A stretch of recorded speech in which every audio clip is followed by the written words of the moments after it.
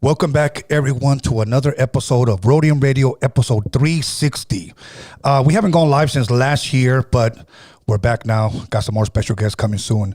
We got a lot to talk about, so we're just going to go ahead and jump right into it. But first and foremost, I want to thank everybody that's on the live chat, everybody who decided not to be on the live chat, everybody who was home drinking some Modelos, eating your top ramen. Thank you for tuning in. But we're going to head and jump right into it with the one and only Violet Brown. Vale, how are you? Hey, I'm good, Tony. First and foremost, happy birthday. And happy birthday to you. Thank you. Your birthday is March 26th. I'm March 28th. And here we are. So, cheers. Cheers. Okay, we're about to take a shot in a little bit, guys. But, do this first. Oh, I like a nice cold one. Okay. Very nice. Yes. Vale, first and foremost, I want to share something with you. The first time you were here, that's what I want to talk about. It was November 6th, 2019. Ooh, okay. And then the last time you were here was just recently in December. Okay. And we were talking about the Unconventional KINGZ, the gear that you're sporting. They had a show April the 3rd that was moved to Friday the 25th. In the city of Long Beach, from a venue in Glendale to Long Beach. What happened there? Well, it was actually supposed to be January when we were first having the show. Yeah, we were coming right off the holidays. That's a tough time to have a show, like coming right off the holidays. Everybody's spending money during the holidays and everything. And, you know, the show was out there in Glendale, which is kind of far for a lot of people, you know, especially my peeps in Long Beach, Compton area, and all around in here. Yes. So, you know, I was a little worried about that date. So we had moved the date into April. And then, you know, I was looking at the ticket sales, and ticket sales were coming in and everything. But still, I kept getting a whole lot of people telling me, man, I wish this show was near us, you know, why don't you have it in the LBC and all this? So I kept listening to that, and I was getting that again and again and again. And so we decided, well, let's check out a venue and see what's up. So I was actually judging a battle of the bands for Long Beach high schools, had a battle of the bands. Dope. And so there was all kinds of bands there, punk, hip hop, all kinds of stuff, DJs, and so when I was there at that venue, it was in Long Beach on Pine Avenue, and it was a great venue. It had great sound. It was comfy in there, plenty of room. It was really nice. And I was like, man, I would like to have it here. So I talked to the people, and sure enough, you know, we got a date that was open on a Saturday night. So we moved it to April the 25th in Long Beach. Okay, so is it Friday or Saturday? It's Saturday. Oh, Saturday. For some reason, I thought it was Friday. Well, because the first flyer that went out had the wrong date. It didn't have the wrong date. It had the wrong day on it. So okay, I think. Can you bring up that flyer? Does that one say Saturday? I hope. No, I think this one says. So that way we can correct it. That one says Friday, if I'm correct. But yeah, Friday. So it's Saturday, guys. April 25th. And it's at the top. That's the name of it? Yeah. So make sure you guys get your tickets, the Unconventional KINGZ. Now, I heard that they're having some type of where like they're inviting bands to come out.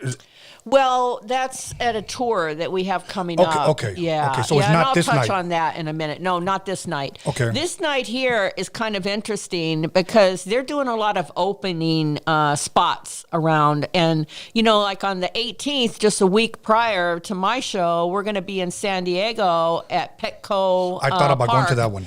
Yeah, that's going to be a good one. Yeah. So my guys are opening for Cypress Hill's a headliner. Awesome. Bone Thugs and Harmony at Tech 9, which is all three crazy, like, headliners, really, you know. And so it's them and Coyote that has opening slots. And so you get there early because of it being an opening slot, they don't have a lot of time.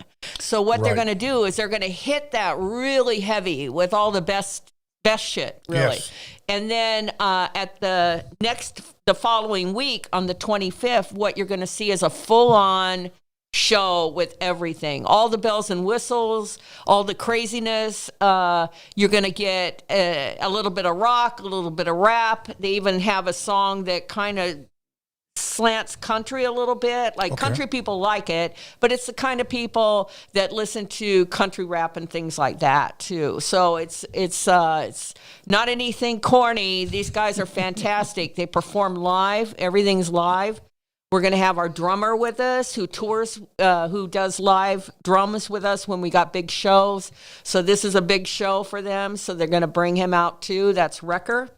And you're going to see like a crazy show that night. And the only opener for that show is a guy named DJ Jasper X. He's from Long Beach. He's a DJ that's still in high school, but actually playing all over town. He's been working with a lot of other DJs and stuff that kind of they took him under their wing because he really is super talented. Oh my gosh, this guy on the Wheels of Steel is just crazy. Is this the kid you were telling me about? Yeah. Okay, I still got to meet him. He's the third Friday of every month. You'll see him at ISM Brewery on the Promenade in Long Beach, but he's at a lot of events. And he was also one of the performers at the Battle of the Bands, so he was performing there too. And he's in a punk band, and his punk band actually won the judges' vote and the favorite vote of the audience at the Battle of the Bands, and they took both prizes. So they're called Bloody America, and they're a punk band.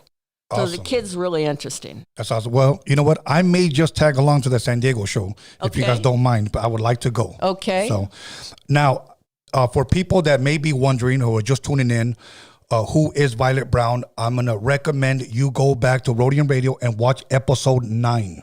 She was on episode 9 on the very, very beginning, and we talked a lot.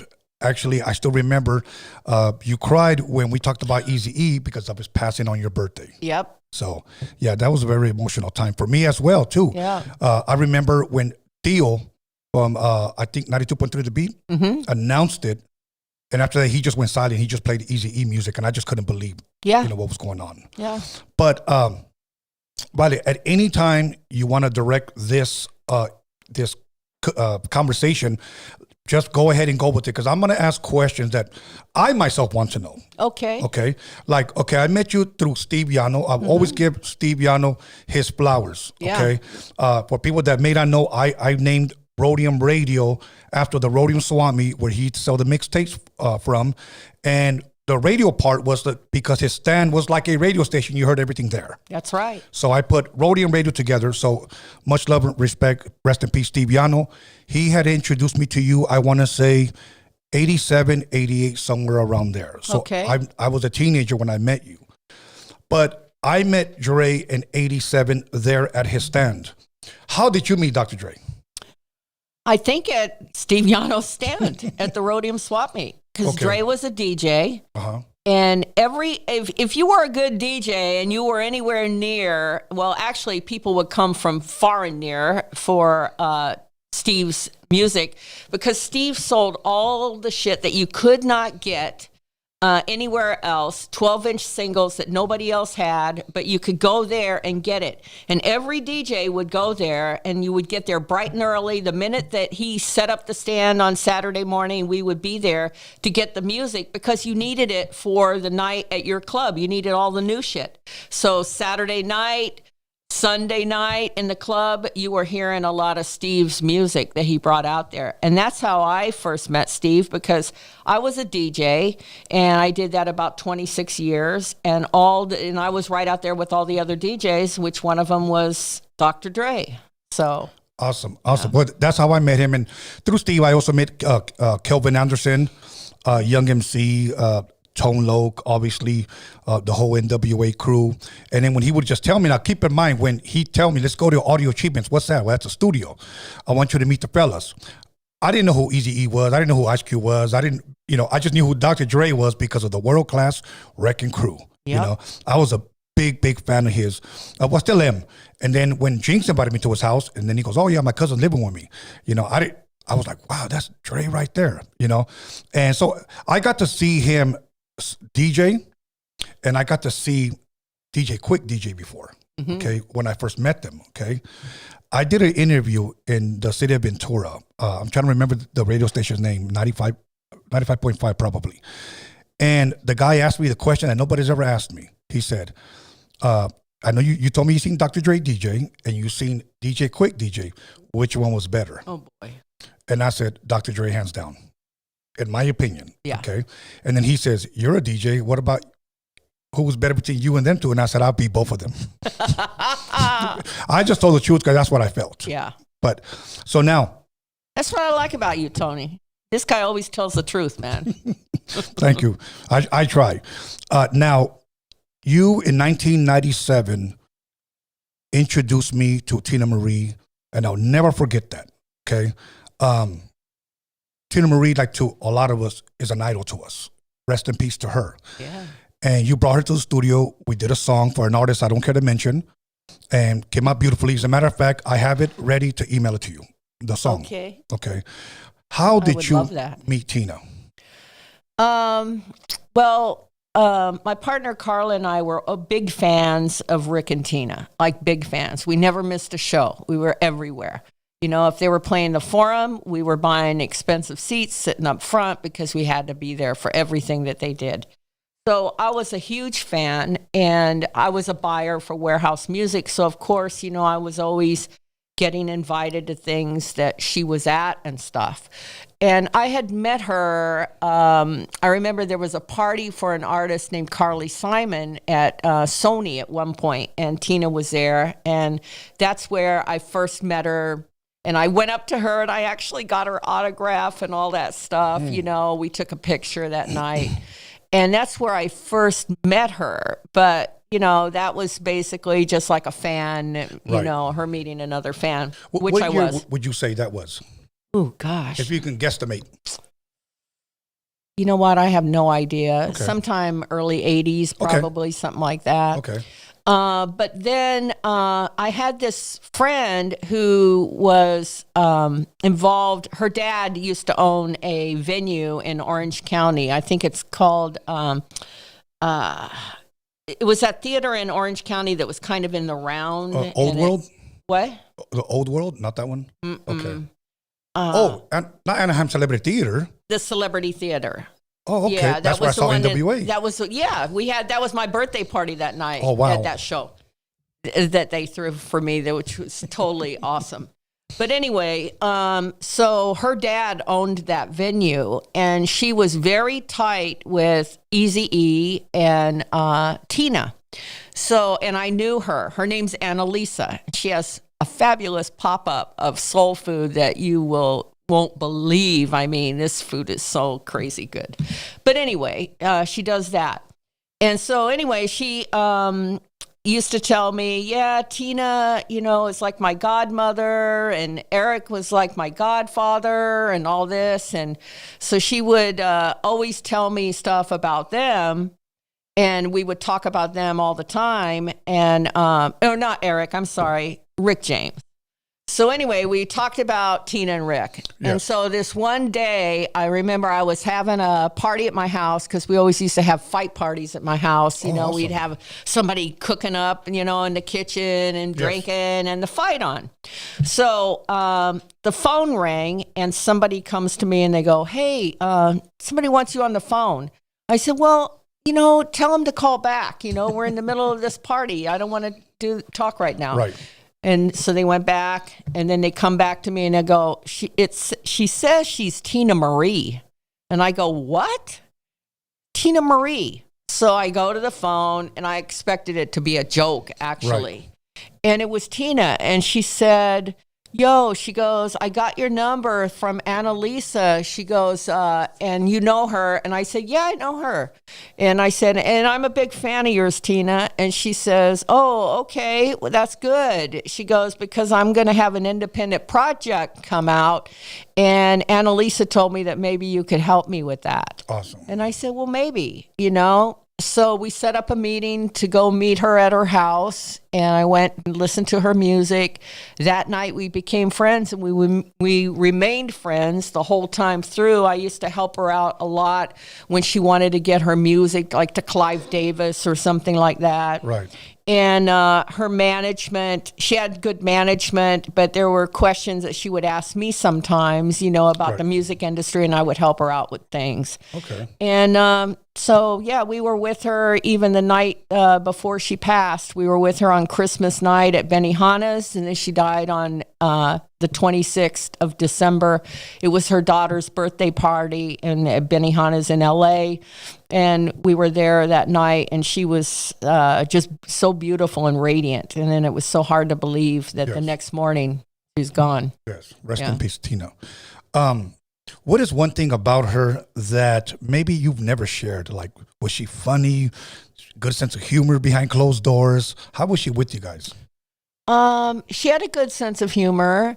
She was always down to like help people. Like, I suppose that so many people had friends that were, oh, my friend's a big fan of yours. And she would say, well, let me meet him or whatever. And so this one time it was my friend's birthday, and Marianne Diaz, and she used to run youth gang services, and now she runs Clean Slate, cleaning tattoos up off of people that really want to, better themselves and get jobs and things like that. They need to clean up, and they do that. And so Marianne, it was her birthday, and she was a huge fan. And I was with Tina, and I said, I'm going to go to my friend's birthday party right now. Would you want to ride along with me to the party? I go, she's a huge fan. It would really make her birthday special. Wow. She goes, yeah, I don't have much time. She goes, so let's take 2 cars. And she goes, and I'll follow you. And then she goes, yeah, I'll go in. She goes, I'll sing happy birthday to her. Ooh. So we go in, and Marianne sees me, hi. And then she looks and she sees Tina, and she's, wow, this is unbelievable. And Tina goes, yeah, I just dropped by to say happy birthday to you. And she goes, I want to sing happy birthday to you. And so she sang happy birthday to Marianne right there in her kitchen. That's awesome. There. That's awesome. We were talking about the Anaheim Celebrity Theater.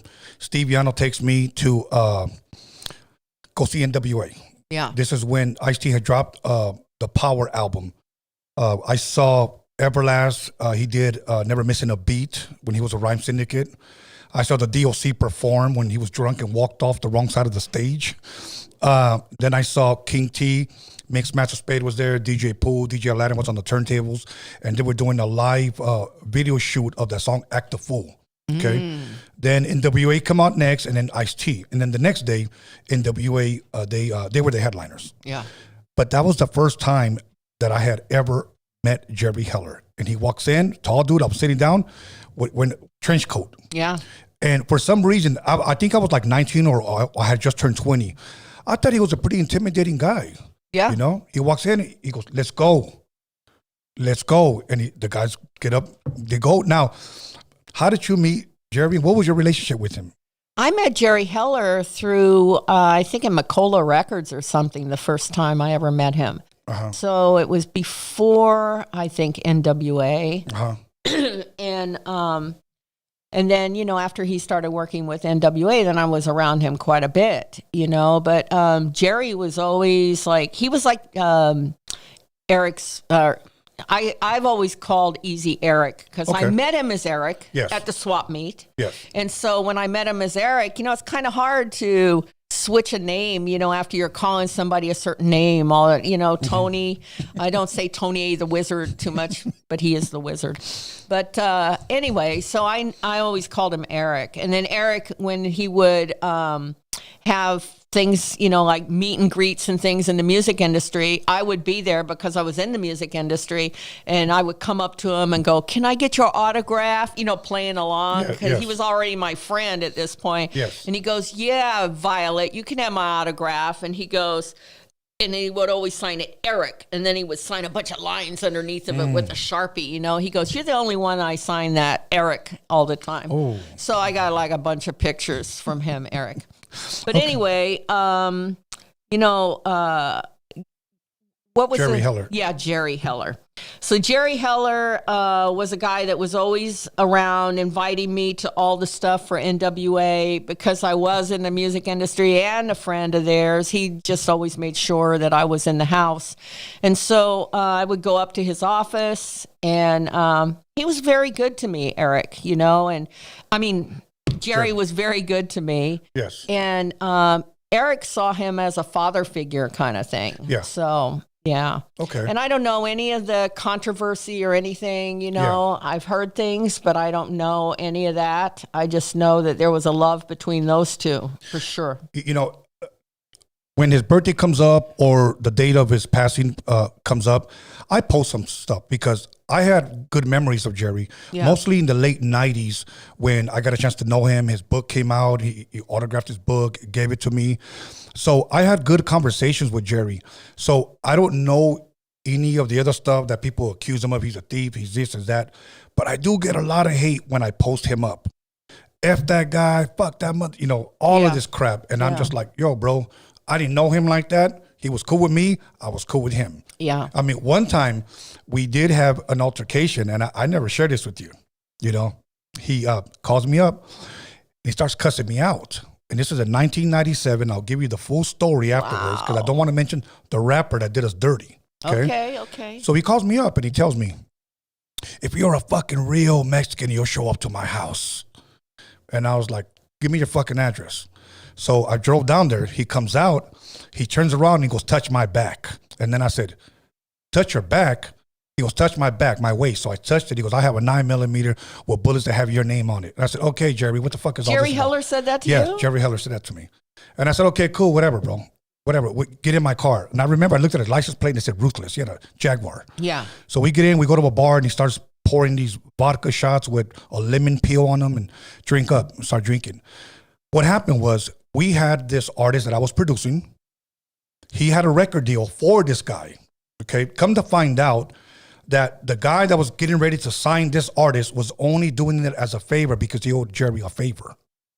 But this artist went the day before and was trying to cut me and Jerry out. Just sign me directly. You don't have to deal with them. And the guy pretty much had him escorted out and told him, you know what? Jerry's my friend. I was only going to sign you to do him a favor. Wow. That's it. So it ruined everything. So that went out the door. So Jerry thought I was in on it. Oh. Like he thought like I said, and I'm here. You know, I tried calling this guy. He changed his phone number. I went to his house. He had moved out the night before. Supposedly the landlord said. But so he had threatened me. I got threatened by Jerry. So did that guy ever get a deal? No. Okay. No. And once I tell you who he is, you're going to say, now I know, because guys like that don't get second chances. Okay. So, but yeah, Jerry was always really, really cool. I read his book. I still have it. He signed it for me. I have good things to say about Jerry. That's all I'm going to say. Yeah. I saw Straight Outta Compton. Okay. People have asked me, you know, what did you think? Did you think it was real? I'll be honest with you. I just enjoyed it. I saw the guys in the movie. I saw it more like an 80s throwback movie with dope music, and that's how I enjoyed it. Yeah. Now, people say, I've asked Arabian Prince here, I've asked Yella, I've asked Lonzo, and it's kind of like a seesaw.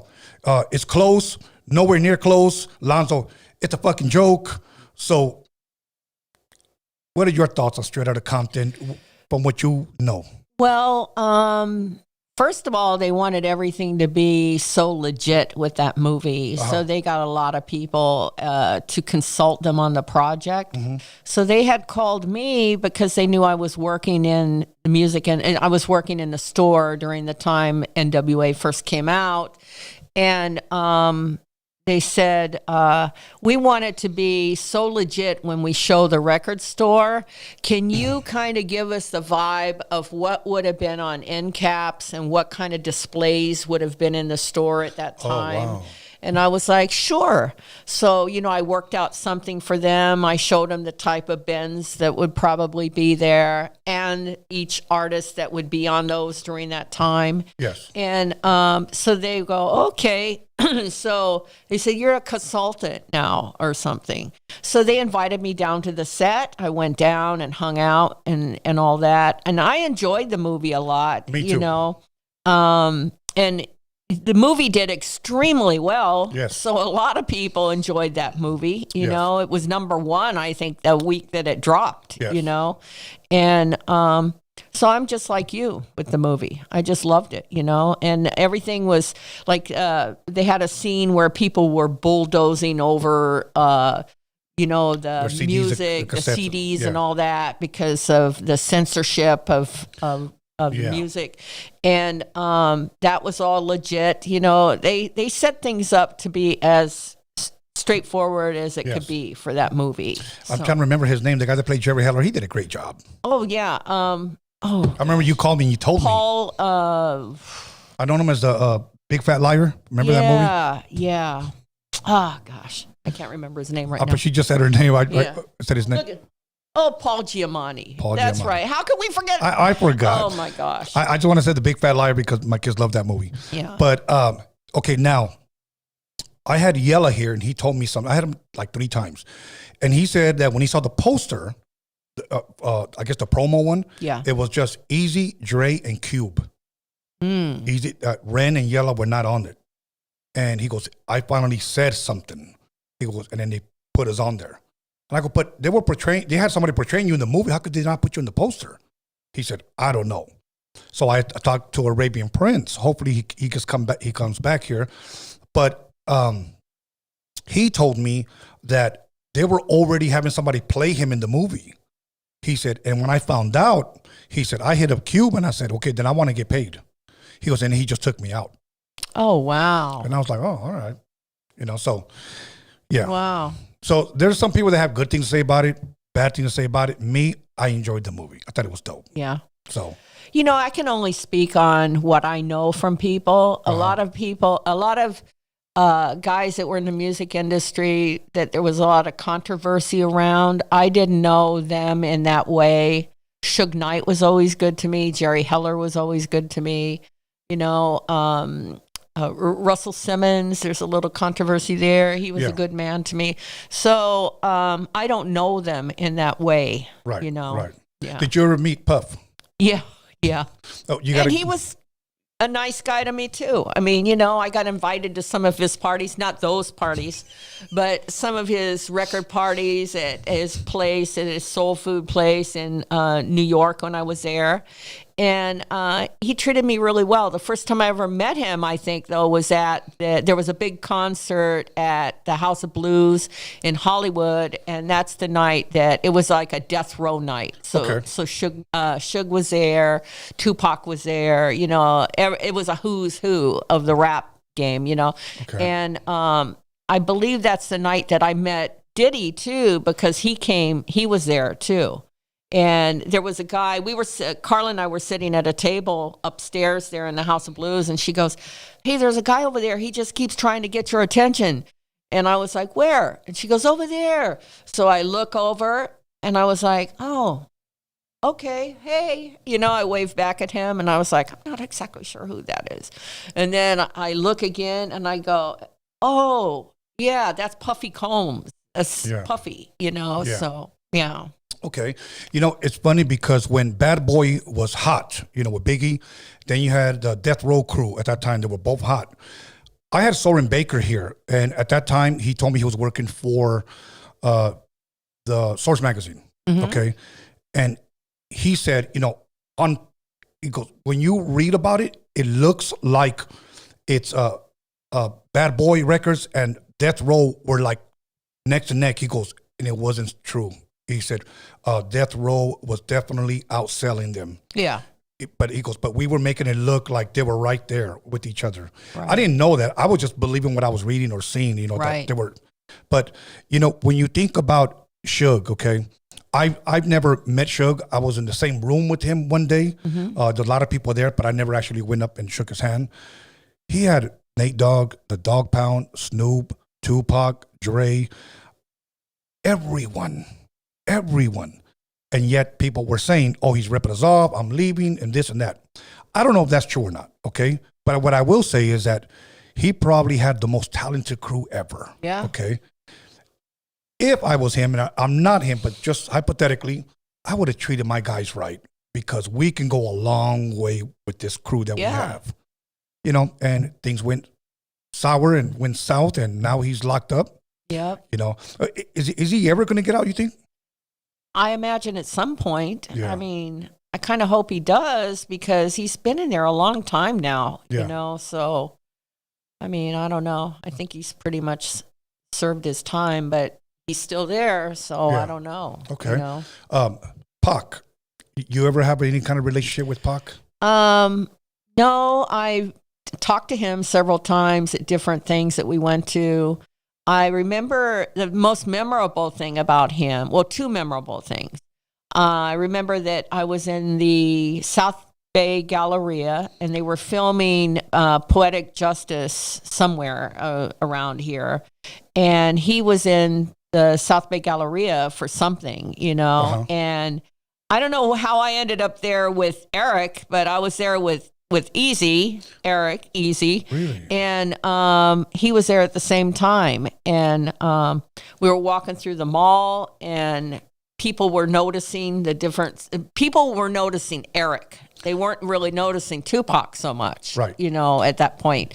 But definitely they were noticing Eric, and Eric was always like the Pied Piper. I've been to Disneyland with him, and we would be walking through Disneyland, and a couple kids would go, "Hey, isn't that Eazy-E or whatever?" And then they would start following him. And then more and more kids would start following him. And then he would be walking through the park with just like the Pied Piper with so many kids around him, and always stopping and signing T-shirts and signing whatever, Disney hats, Disney mouse ears, all that stuff, And he did that in the South Bay Galleria too. But I think that Eric also liked the attention of it all, because I remember when we were walking in the mall, we were on one side of the mall upstairs walking, and there was a group of girls on the other side of the mall, and he would go, "Yeah, let's go over this way," and so he would want to walk past them, and then they would notice him, Okay. So he liked the attention. Yes. It's funny that you say that all these people would follow him, because the last time that I saw Eric was right before he dropped Compton City G's. Okay. And I was at a mall called the Main Mall in Orange County somewhere. Mm-hmm. And as I'm walking, I'm there with a friend, and here he comes, and he has all these little white kids. They all look like little M&Ms, Wow. like the rappers that Eminem. And they're all rapping for him, like they're all taking the turn rap, and he's on his phone, not necessarily even listening to them. And I'm thinking, okay, he probably won't remember me. So I just kept walking, and he's walking towards me like this, and he hangs up, and he goes, "Tony." And I turned around, and I was shocked that he actually remembered me. Wow. And he came up to me, shook my hand. He goes, "How you been, man?" I said, I've been good. And then he tells me, "Hey, I'm getting ready to drop something. You're going to see, I'm getting ready to drop something." I said, "All right, I can't wait." It was the same thing with Dre. I guess he had just dropped the Chronic album. He was leaving somewhere in Hollywood. And I was going in, he was leaving, and he had a crowd of people following him. And he tells me, "Tony, hey." And I didn't think he would still remember me. So I go, "Hey, what's up?" And he shook my hand. He was around you like... I know, but I guess because I think when these guys get famous, I'm small potatoes now, But he came up to me, shook my hand, and I remember the crazy part. The guy comes up to me and goes, "Hey, man, who are you?" And I said, "Why?" And he goes, "Because he recognized you." And I was like, "I guess I'm just like a friend." That's pretty much all I said. Yeah. Oh, okay. Dre did something like that to me too. So we love Parliament Funkadelic. Yes. And, they were playing the House of Blues. Again, back to the House of Blues in Hollywood. And, if you go to that show, that they're going to be playing for hours. Yes. For hours, right? And so, but you also want to be up front at that show. Yes. Like, it doesn't matter. You're going to stand up front. So we were up front waiting for them to come on, and somebody comes up behind me, and they put their hands over my face like this, covering my eyes, and it pissed me off because they got their hands on my glasses, and they're not showing me who they are, and I was like, "Who is this?" And I was like, "Come on, take your hands down. Who is this? Who is this?" And they're just laughing, right? So I was like, "Jesus, stop, please. Take your hands down." And they wouldn't right away. So then finally they take their hands down, and I'm mad. So I whip around, and I'm going to say something, and it's Dre. Oh, wow. And so then a bunch of the kids that were all around, or people that were up front there waiting they go, oh my God, Dr. Dre just did that to you. How do you know him? And they were going, asking all these questions. But, back in the day, we used to go to the video shoots and all that stuff. Yes, and, yes. I wanted to say something, too, about Pac, another time that I was around him. So being in the music industry, I got to go to a lot of great parties and things like that. And there was a party at the Beverly Hills Hotel for Waiting to Exhale. So, the movie and the movie soundtrack. So this party that Clive Davis threw had everybody there that was on that soundtrack. And so Whitney was there, everybody was there. So we're listening to the soundtrack song by song. Clive is talking about the project. Some of the artists were going up and speaking. And all of a sudden, heads kind of turn. And in walks Tupac, and Tupac had just gotten out of jail that particular day, I believe. Wow. I believe it was that day. Uh-huh. And on his arm, walking through, was another person who was on the soundtrack, Faith Evans. So... Wait. Yeah. So that story was true then? Yeah, that story was true. Well, that story about that party was true. I don't know if that's the one you're talking about. Remember what he said on the song? Yeah. Okay. Yeah, I know what he said. I don't know about that part, but I do know that he showed up at that party with her, The crazy part is, because we know what the song says, okay, but if she's Biggie's girl, you're showing up with him, and that's kind of like the rival in a sense. Mm-hmm. At a major party. Yeah, yes. So we know this is before social media. It's going to hit the streets. Yeah. Yeah. Wow. Yeah. That's crazy. You know what? Before we go any further, I want to take a birthday shot with you. Okay. Okay.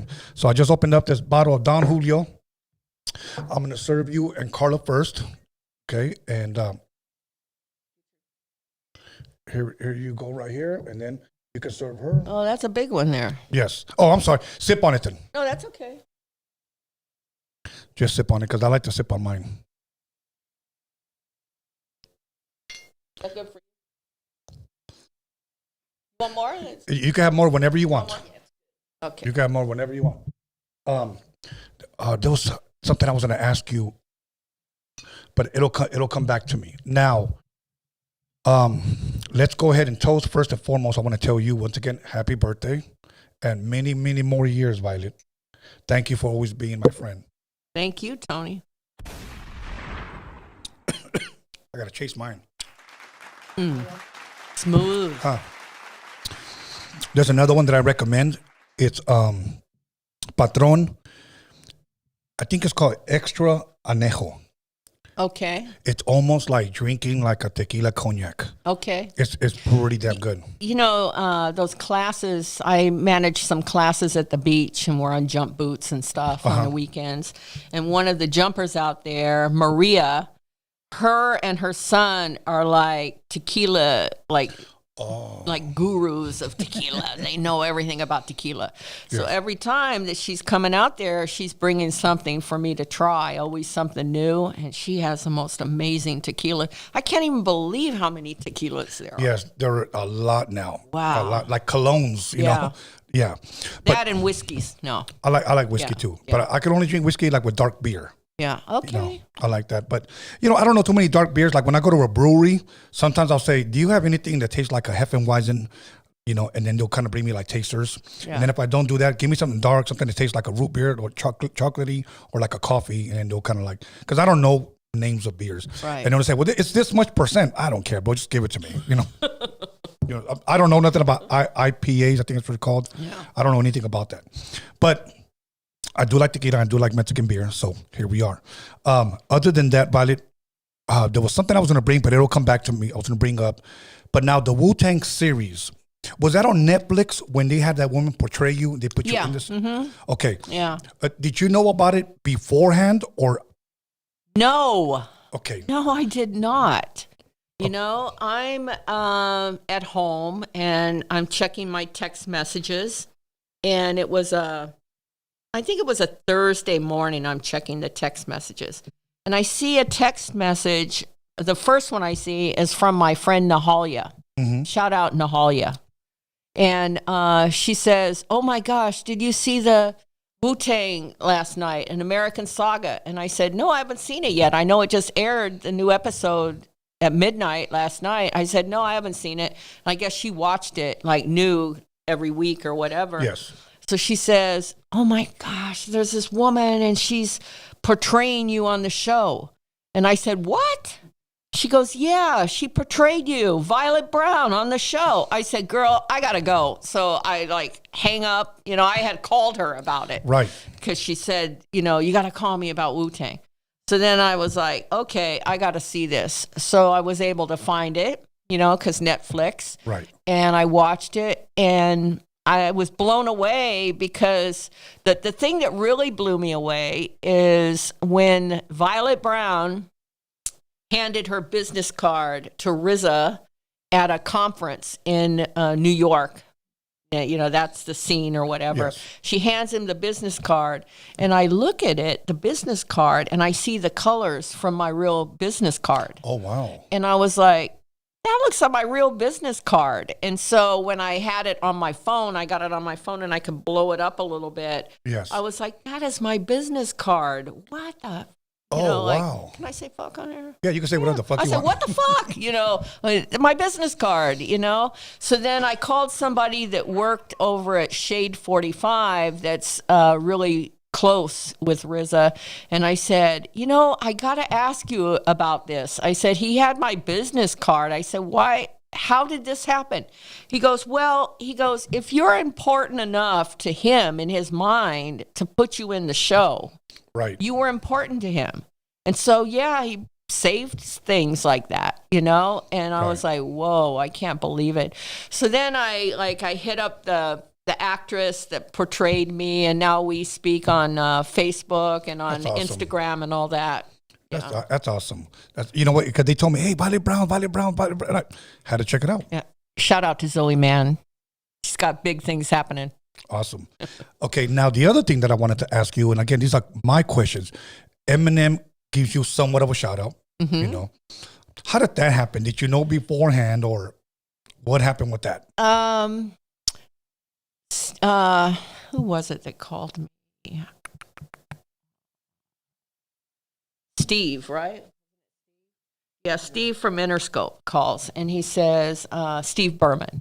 And he says, hey, how would you like your name on about 10 million records? And I said, what? And he goes, yeah, how would you like your name on about 10 million records? So I thought he meant in the thank yous, because a lot of people would put me in the thank yous on the back of the album. I'm on the Straight Outta Compton on the back and the thank yous. I'm on a Ghetto Boys where I'm the only name on there, and they say Violet.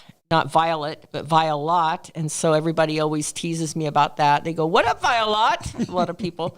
So anyway, so he says, how about your name being on this 10 million records? And I was like, yeah, sure. And again, I thought in the thank yous. And then they bring a copy to the office, and it was the Steve Berman skit, Oh, okay. Yeah. Where I famously say, where he says, Violet Brown told me to go fuck myself. And then Eminem's like, who's Violet? Like that, God. which he knew who I was. He was already at my office before that. Right. But they put me in the skit, and that was cool. And then it's funny because I would go to music conferences and concerts sometimes, and these kids would be following along behind me and reciting that skit to me. Oh, wow. And I was like, oh, wow. I even had people come up, can I get your autograph from the skit on the Eminem album? That's dope. Dope. Okay.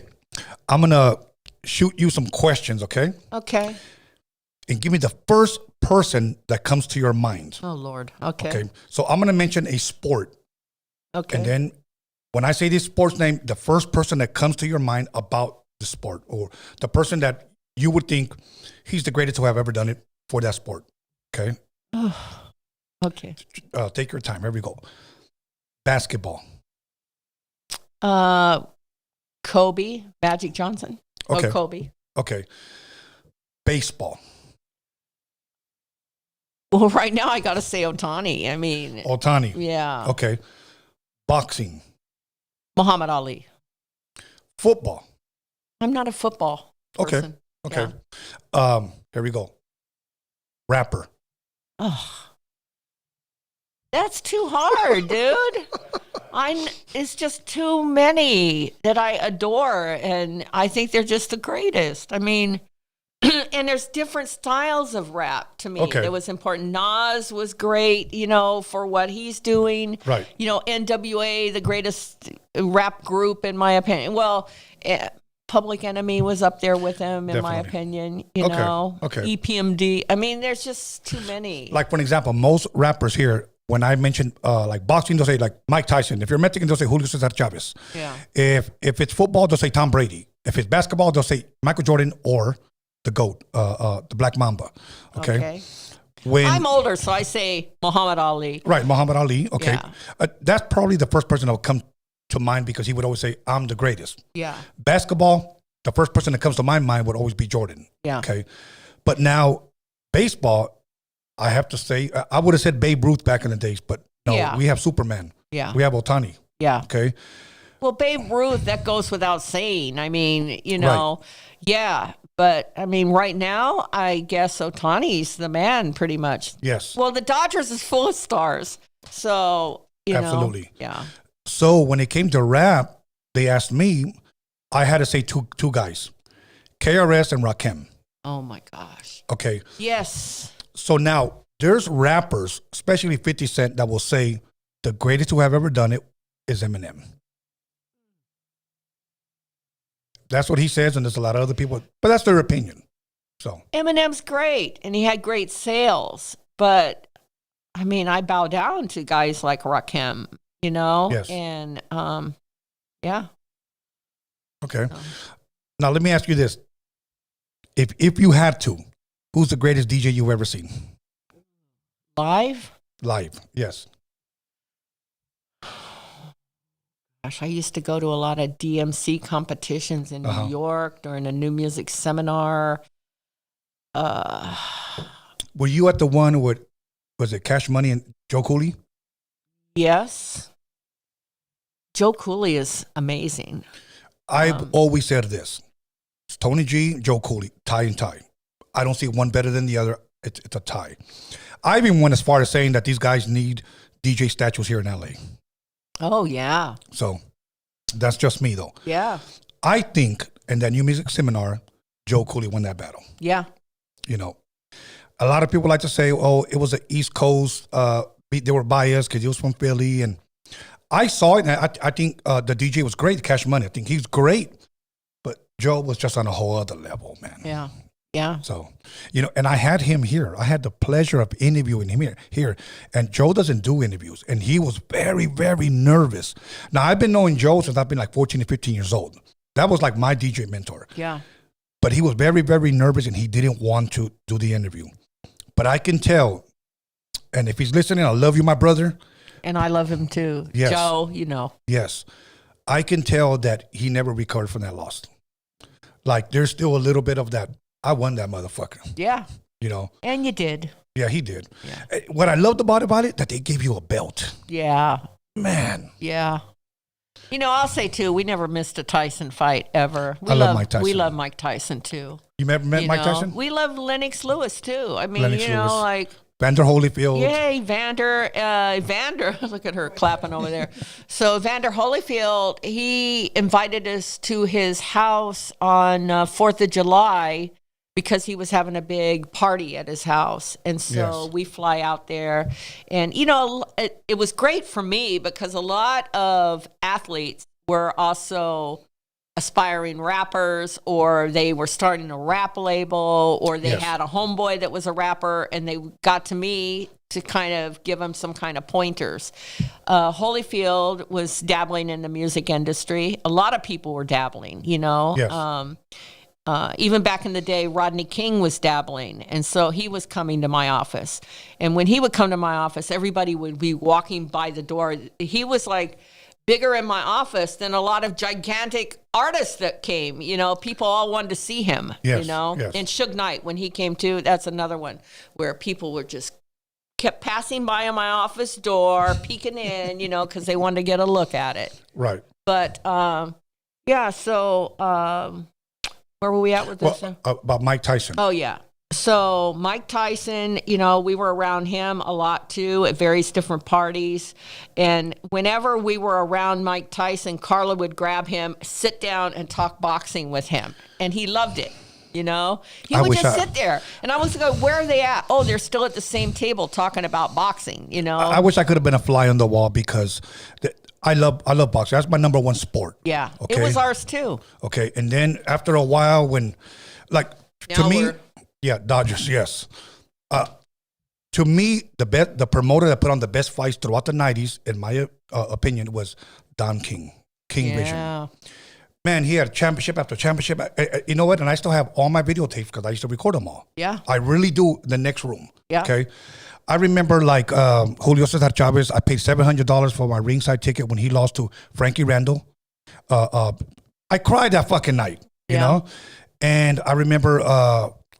Then Chavez, to redeem himself, gave Meldrick Taylor the rematch. Mm-hmm. He won that one as well.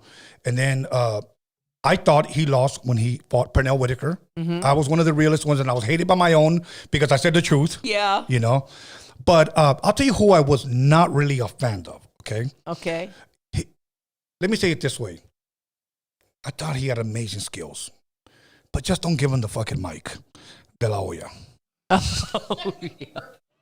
Did you hear his singing album? Yes, I remember that. Yeah. I remember that. That's what I was getting at. With a lot of these athletes that would dabble in the music industry, they always came to me eventually. And Magic Johnson started a record label, and so through MCA, and so he would invite me to his parties and things. Right. And Kobe was a rapper for a minute. So, yes, I remember. Yeah. Yeah. Shaq was a rapper. And the greatest thing about it is they would come see me or talk to me about their music and give me some tickets to the game. Awesome. So courtside at the Lakers sometimes, you know. Awesome. So, yeah, that was great. And for boxing, it was fantastic. Let me tell you Oscar's story because I can't say it. If I could say it now, I can say it to their face. And I don't mean that to be in a bully way. A couple of times I went to the Olympic Auditorium when it was still open and to the Forum, and De La Hoya would walk in with a baddie, with like a baddie girl, okay? Yeah. And the whole arena will boo his ass. Boo, boo. The guy had skills. The guy was great. Yeah. So one day I saw him walk into his car with his girl, and I walked up to him. And I said, hey, bro, come here, man. And he looks at me, he goes, what? I go, come here, man, I want to talk to you. Hey, how you doing? And I was like, look, let me tell you something. You're a fucking great, bro. You're a fucking amazing. He was about to fight Trinidad. Oh. Every fight that I saw him, I rooted against him. I want his ass to get knocked out. I want his ass to get, and I told him that. I rooted for you, bro. So you better win Trinidad because I'm rooting for you this time. Just don't say the same shit every time you get on the mic. I trained for this fight like no other. You say the same thing. And he just started laughing. I go, bro, but you got it, bro. You got it. So I'm going to be rooting for you for this one. And when I finally rooted for him, he lost. Even though I thought he won the fight. He won. I believe he won the fight. Wow. I saw when he fought Pernell Whitaker. I fought when he Ike Corte. I thought that was a close one. But you know what? Much love and respect to De La Hoya. I love his sense of humor because when those pictures came out of him wearing fishnet stockings and high heels and everything, and he said at first it was some girls, and I said, like, bro, does your girl wear the same size pump as you? Because he had pumps on, fishnet stockings. Yeah. But it was funny. There was a video that was going viral that somebody asked him, hey, De La Hoya, what's up with those fishnet stockings? And he said, I'm wearing them right now. He played Maybe he was ahead of his time and it was AI. Yeah, there you go. It was AI. I don't think so. Okay. Mike Tyson, when he lost to Buster Douglas, that fucking hurt. Yeah. That fucking hurt. Yeah. I remember seeing interviews of like Jodeci and a bunch of other groups, and they were all saying it was only a matter of time. And then they were saying, here's why. Because he was at every party. Yeah. He was at every party, chilling, kicking it. And then we knew that he wasn't training, you know, but then Evander Holyfield comes in and knocks out Buster Douglas. Yeah. Probably the fight that I was scared to watch the most was when Evander Holyfield was diagnosed with a bad heart, and he took on the Mike Tyson fight. Yeah. I used to collect every magazine that boxing, okay? Every one of them, all of them said that he was most likely going to have a heart attack or heart failure in the ring. But I'll tell you what, I said, I have to go with Styles. I think Holyfield's going to win, even though I was chewing my fingernails to my elbow, okay? But I will say, I think, and when he pulled it off, I couldn't believe it. Now, my brother was a Mike Tyson fan, and he got so fucking mad, he cussed me out that night. Fuck you, Evander Holyfield, fuck you, motherfucker. Like, he cussed me out, but he was a Mike Tyson. He was a boxer, too. You know, that's one of the things I was about to say. Evander Holyfield invited us to his house for 4th of July in Atlanta. Isn't it Atlanta? Yeah. And we went there, and it was really weird because this mansion was unbelievable. There's nothing like this in California, like this place. I'm going to serve me another one. It's a real mansion. Carla, let me know. Here we go. Give her a refill, Violet. Anyway, so we were at this party at his house, and he had it like completely decked out for the holidays. You know, he had all the this barbecue was there. They were barbecuing for probably 500 people. His pool was open, beautiful pool.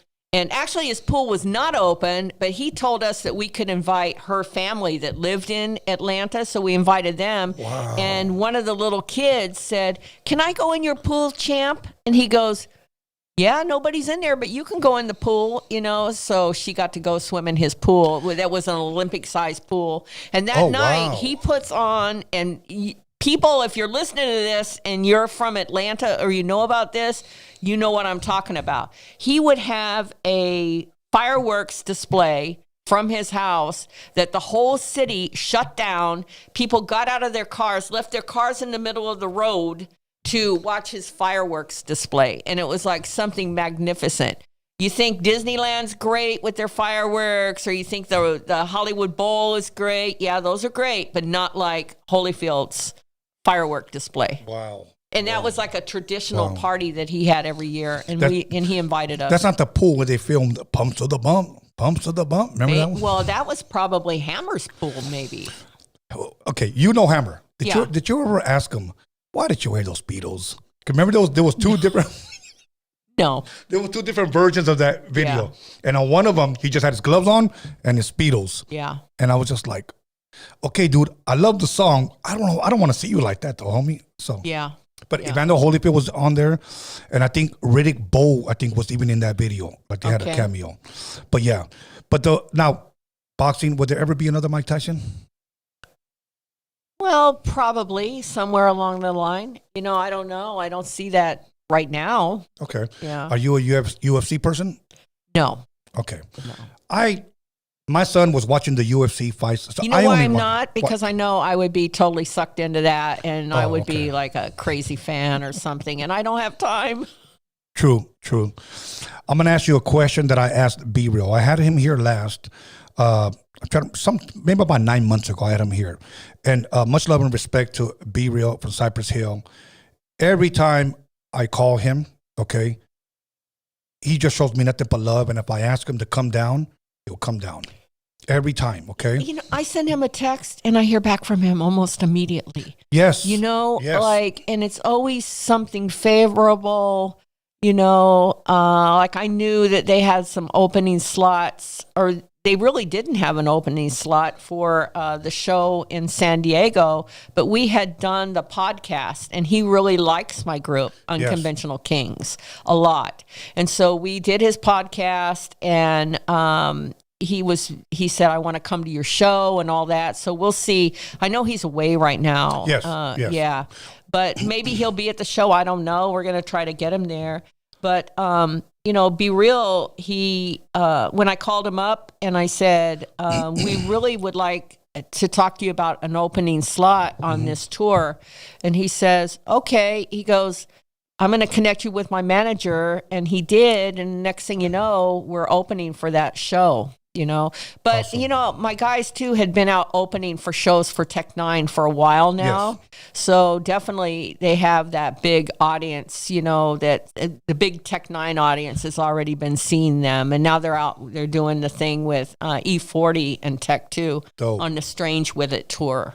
which I'll talk about that before I leave. Whenever you're ready to talk about it, just let me know. You can even cut me off if you want, because I want you to promote that. Now, I was going to go with Be Real. Okay, so one day, I just want to prove something to people that claim that they're always busy, they don't have time.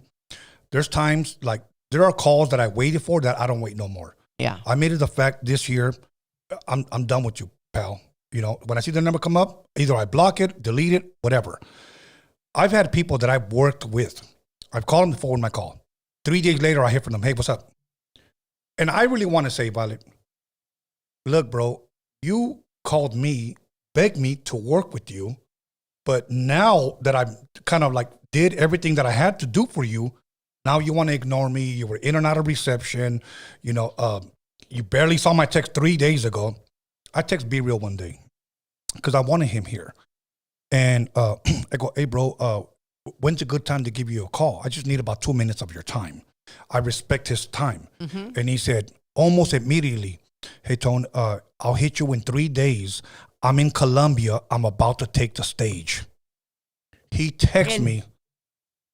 About to take the stage, and he saw your name, and he answered you. Yes. You know what? The people that are the most successful that I know are the ones that get back to me almost immediately. Yeah. And the other ones that aren't shit have every excuse of why didn't he see my text, didn't he see my call, they must have turned off their phone. My whole thing, the reason why they are successful is because one guy said this, Prayers, who's married to Kat Von D. Mm-hmm. I interviewed him here. He showed up an hour early.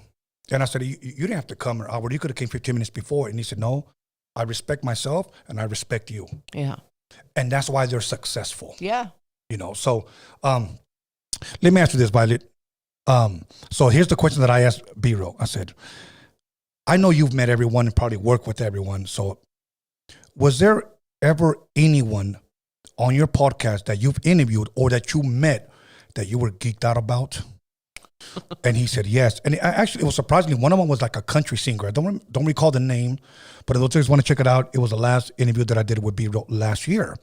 Has there ever been anyone, Violet, you've been in this music industry for a long time, that you met that you might have been geeked out about?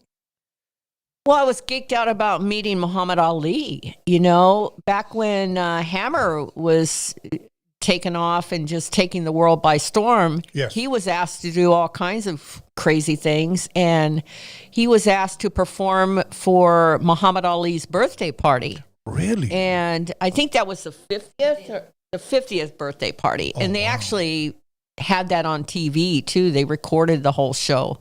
And it was broadcast on TV, the party. And Hammer goes, yeah, he asked me to perform. He goes, so I'm going to be doing that. He goes, do you want to roll with me to the birthday party? So I was like, yeah, duh. He knew that we love boxing, you know, and Hammer's a big boxing fan, you know. So we got to go there, you know. And then another thing is there was a big dinner in LA when Mandela came to Los Angeles at the Coliseum. And there was a big dinner, and certain record labels bought tables, and it was $5,000 a plate dinner for something that Mandela, for his charity or whatever. And so RCA Records had a table, and they called me up and they said, hey, we've got this table at the Mandela dinner. We want to invite you and Carla to come to the dinner. So I was like, what? So that night, Mandela did a speech, you know, at the Coliseum, and I think maybe U2 performed. There was some big groups that came out and performed for that.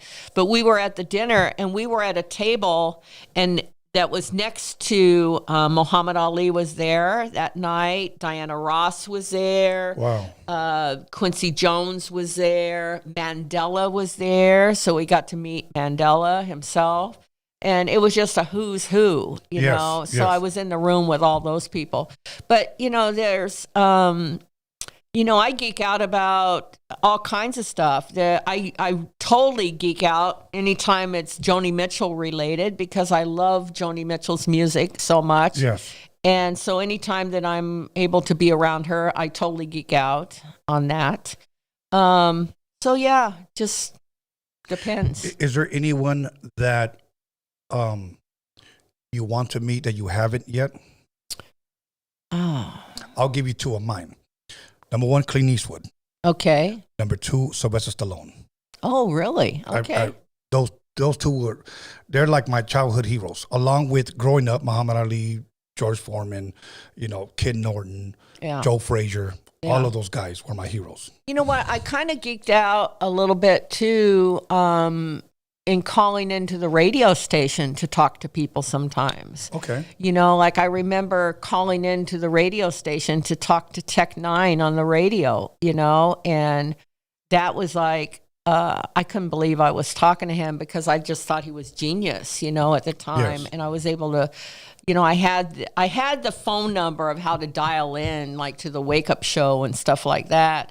And, but I never really used it, to call in because I didn't ever want to abuse things like, oh, she can do this, so she just does it all the time.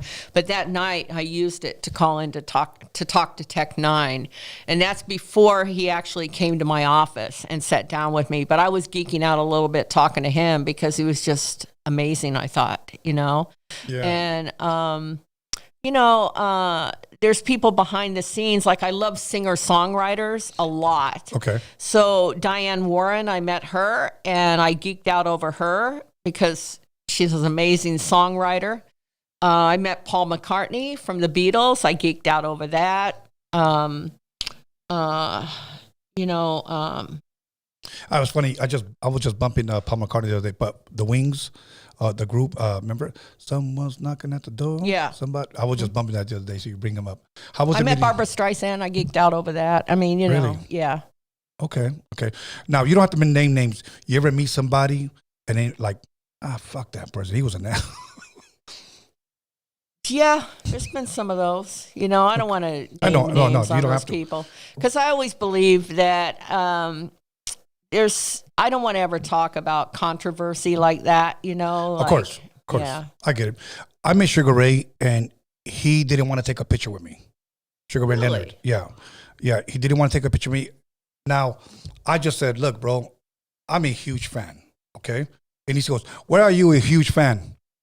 And I said, because I was going for Duran when he beat you. And for the rematch, I picked you. And ever since then, I've been a Sugar Ray fan, bro. And he goes, all right, let's take a picture. So he took a picture with me. So, and I still have that picture. Wow. Yeah. That was at the Julio Cesar Chavez fight. Wow. Yeah. And then I went to the rematch when he fought Frankie Rando. I think it was supposed to be Cinco de Mayo thing, but it was on May 4th. And he won because the clash of heads, he had a cut, even though I thought he was losing. But I'm a realist, so I'm going to tell the truth. I love Julio Cesar Chavez, but I knew he was losing that fight. I got a chance to meet Freddie Pacheco, Bobby Ches, I guess Al Albert. I met Jim Lampley, Harold Letterman. I met all of those guys because I was always at the fights. Wow. And if I couldn't afford the fight, the weigh-in was free. Yeah. So I could always go to the weigh-in. Like, I got pictures with Mills Lane. Wow. Yeah, Michael Carbajal. Is it the other referee? Was it Joe Cortez? Okay. Yeah, I got pictures with him. Now she's going to geek out. Yeah, I'm a huge boxing fan. So, yeah. When I say she, that's Carla over there. So, Carla, would you like another beer? Yes?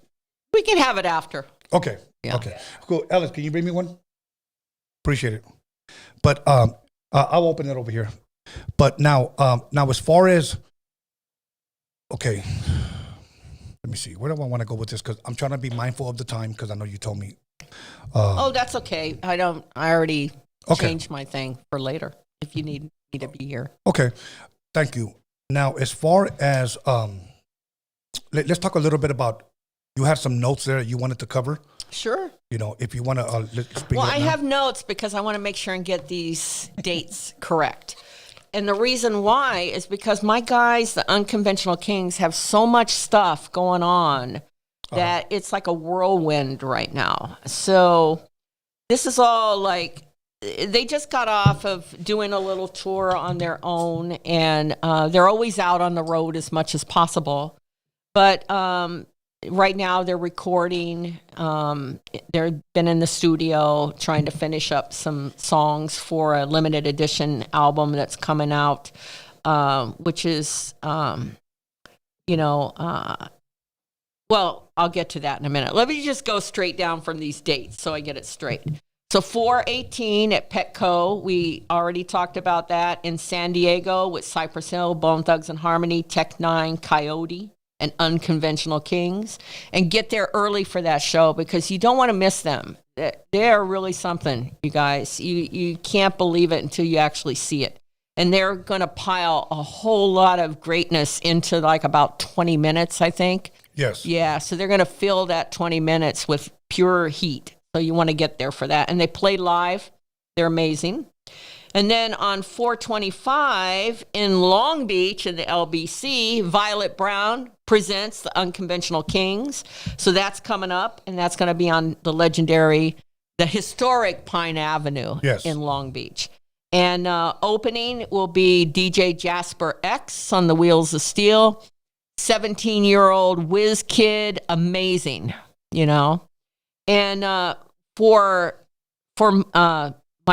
this concert, we're going to have Wrecker on drums, which is Wrecker Ains. He's going to be on drums. And he's also an amazing drummer. Been drumming since probably around 4 or 5 years old is when he probably started, I think. Something How old like is he that. right now? He's 15. He's 15. And that's why we're called the Unconventional KINGZ. You look at us, we're unconventional, man. It doesn't look like any of these guys should be in the same space together. But here they are just rocking music. Our guitar player who plays guitar like he's Carlos Santana, he's incredible. He's got a long beard, long hair. Hair kind of looks like mine a little bit, and he's just rocking that guitar like nobody's business. And now, he's asked to do, to be on other people's albums too, playing, but his main thing is Unconventional KINGZ, so he's never going to not be with Unconventional KINGZ to do these other things, but he is being asked. And he's incredible. And then we have the drummer and he does all the drumming live. So when we do big shows, he comes out. He's not with us all the time because he's got other things going. He's a part of a TV show. He's part of a band that's signed to Republic, or part of a singing group that's signed to Republic Records. So he's got all these things happening. But we're able to get him, and he comes out for the big stuff. So he'll be there in San Diego, and he'll be there at my show in Long Beach on 4/25. Get your tickets. And if I have anybody listening to this that bought tickets for the Alex Theater, they're refunding your tickets automatically. You don't have to go on and ask for that. It was supposed to be between 7 and 10 days you would get your refund, so it should be coming up real soon. And then I reduced the price of the tickets in Long Beach so more people could get in. And also we brought it to Long Beach so more of my friends and family and all that could get in. And so that's going to be a big night. We've got some VIP tickets, and then we've got something called Super VIP. And those, I think there's only a couple of those tickets. I think there's 4 of those tickets left. And that is going to be a really special package. You can go on the website at unconventionalkings.com, and you can get tickets there. You can get tickets through Eventbrite. And you can also find out about all the stuff connected to our VIP packages. Then on 4/22 to 5/24, there's a tour going out called the Strange With It Tour. Strange With It Tour. And that's with E40 and Tech Nine going out on the road together. Special guest, King ISO, will be with them. And my guys are doing 2 of those shows on May 9th. They're in Tempe, Arizona. And then on May 10th, they're in Albuquerque, New Mexico. And we also are working on getting a new album out, which will be actually, right now we have an album out called UKMF. UK, Unconventional KINGZ, motherfuckers. That's what they say. That's kind of a tagline. That's so awesome. This album's called UKMF. That album's out now. It's been out since last Valentine's Day is when it dropped. but they're recording a new one it's going to be that album with 7 new tracks, and they're finishing up that right now. And that's going to drop, I think, the first week of June, if I'm correct. But the first single is going to drop on May the 8th, and that is Long Days, Short Nights. It's incredible. You got to hear it. And then the main thing, the thing that is making the most noise for my group is they have a new tour that they're kicking off, their own tour. It's called the Local Headline Tour. And the way that works is they're in 31 cities. It's going to start on June the 11th and end sometime in July. And the way it works is artists will submit an application. If you want to be an opening act on that, you'll submit an application. They're only going to pick 4 acts. And those 4 acts will be inviting their fan base to the show. So the one act that has the most fans coming to the show is going to be the headliner of that show that night. You're not going to be just an opener. You're going to be the headliner. And the way that's going to work is after my boys come on stage and they rock the show, they're going to come off of the stage. Unconventional Kings will come off the stage. They'll go to the front. They'll stand in the front of the stage, and they're going to watch that act be the headliner of their own show. So every city that they're in will have a headliner that's a local act. And they're all about helping new people, you know? So not only are they doing that, but they're also meeting with them, and they're having meetings with the acts and giving them pointers and guidelines and giving them tips on how to kind of navigate this crazy music industry, how to work with venues and things like that. So the local headliner tour is kicking off, and that's June the 11th. So you can go to the website again and see how to fill out an application for a certain city if you're out there in one of the cities where they're performing. Again, only 4 are going to be in there for the opening act, but one of those will become the headliner, and that's in every city. You know, my guys have been doing features with people. You know, they've been on Tech Nine albums. Tech Nine has been on their albums. They've been doing stuff, you know, for a long time with various different people, with King ISO, Joey Cool, a lot of different acts they've been doing features with. So they're really starting to make a lot of noise. So I hope you can catch them, especially at my show, because at my show it's going to be a little bit different because they're not going to have like a certain time to be on stage. You know, they're going to be able to give you the full show, the full experience of Unconventional Kings. So be prepared for a night that's going to take you through various different genres of music even. Awesome. You know, they're a rock, hip-hop, rap group that even has a song that country fans love, you know, so you don't know what you're going to get. Well, you're going to get a great show is what you're going to get. That's what you're going to get. Awesome. Yeah. And let me see, what else can I tell you? Special edition I get again of the UKMF. That's going to drop, you know, also, I believe, yeah, I did say in June that's happening. And when they're in Long Beach in the LBC, they're going to arrive here in town for my show for the 25th, but they're going to arrive on 420. You guys know what 420 means. It means there's a lot of stuff going on in town. So we're going to make our rounds. We're going to drop in at a few places, you know, that might be big on 420. We might drop in some dispensaries, some breweries we'll be dropping into. We're going to hit up some record stores in town, drop by. We're going to hit up Marathon Burger and hang out. And then you'll be able to see where we're going to be. These are going to be pop-up little things where you can come out and meet the group. Yes. And it'll be, you know, on all of our social media sites, you'll be able to see where we're going to be at. I know we're going to be at Iron Addicts. They have a song called Iron Addicts, that with CT Fletcher for his gym. A lot of people know CT Fletcher. He's the guy that talks to his muscles and say, "Come on, motherfucker!" Yeah, exactly. And that's actually how Unconventional KINGZ started using "motherfucker," because this guy was using it all the time. And my guy High Definition was a big fan of CT Fletcher and Iron Addicts. So they started, they initiated the whole motherfucker thing too. And they did a song at Iron Addicts, and CT Fletcher's in the video. And so we're going to hit that place too while we're in town. So that should be great. CT was just in Arizona yesterday, and they had a big competition for, lifting. Yes. And he's a beast. He's a beast. He's a beast. Yes. He's a beast. So they were out there doing that in Arizona. They had a big crowd. They had people winning the competition, some crazy shit going on. And he did that. He flew back home. So we're going to catch up with him. Probably will be at his place maybe on the 21st. So, but again, you'll be able to find all that on the website. And that will be pop-up. Yeah, so that's about it for my guys. I don't see anything else that I missed out. All good.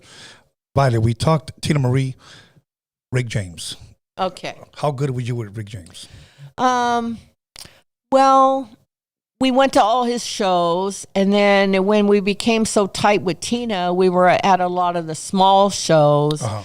Well, like shows like the House of Blues. Yes. Where he would come out and do Fire and Desire with her, or he would be doing a show and she would come out and do Fire and Desire with him. We were pretty tight with Rick, Yeah. He knew what I did as a buyer. So, Yeah. and he had some independent product that he was putting out too. So at one point he talked to me too about an album that he was releasing independently. Yeah. But yeah, he was a good guy to us, definitely. Okay. It's funny. There's a story, social media story, YouTube stories out there that Prince, I guess, was on a Rick James tour. We were at a show at Universal Amphitheater. Yes. And I think it was before the roof was on the place, wasn't it? It used to be outdoor under the stars, yes. And that show happened to be a Rick James show. And I think Tina was on the bill there too. And we were watching the show, and then all the eyes kind of turn and they're looking over, and Prince is entering the building. But he's on the shoulders of, was it Andre the Giant? I thought it was Andre. No. Oh, he was on the shoulders of a gigantic guy, and he was just coming in the door, and he was giving out. I remember he had a bunch of Vanity 6 pins. Wow. And they were pins like, you see a pin, and then sometimes it's got this little water in it, and then, you turn it, flip it another way. And so it was them with their clothes on, and then you flip it another way, and they're in there like practically naked, Vanity 6, Wow. something you couldn't buy somewhere. Mm-hmm. And he was just throwing those out. He was just doing anything to create attention away from Rick during Rick's performance. So that was kind of cool. Okay. So the story goes that Prince somehow, and you guys can correct me later on in the comments, left his keyboards or whatever, his keyboards went missing. And then supposedly Rick took his keyboard's sounds and created Super Freak. Mm. So supposedly Prince was accusing Rick James of stealing his sounds. I don't know how true that is. Did you know anything about that? No, I didn't know. Okay, so it just might be a social media YouTube rumor. But It could be real. I don't know. Yeah. Okay, Yeah. I'm going to ask you this. And I know it's kind of hard, but do you have a favorite Rick James song?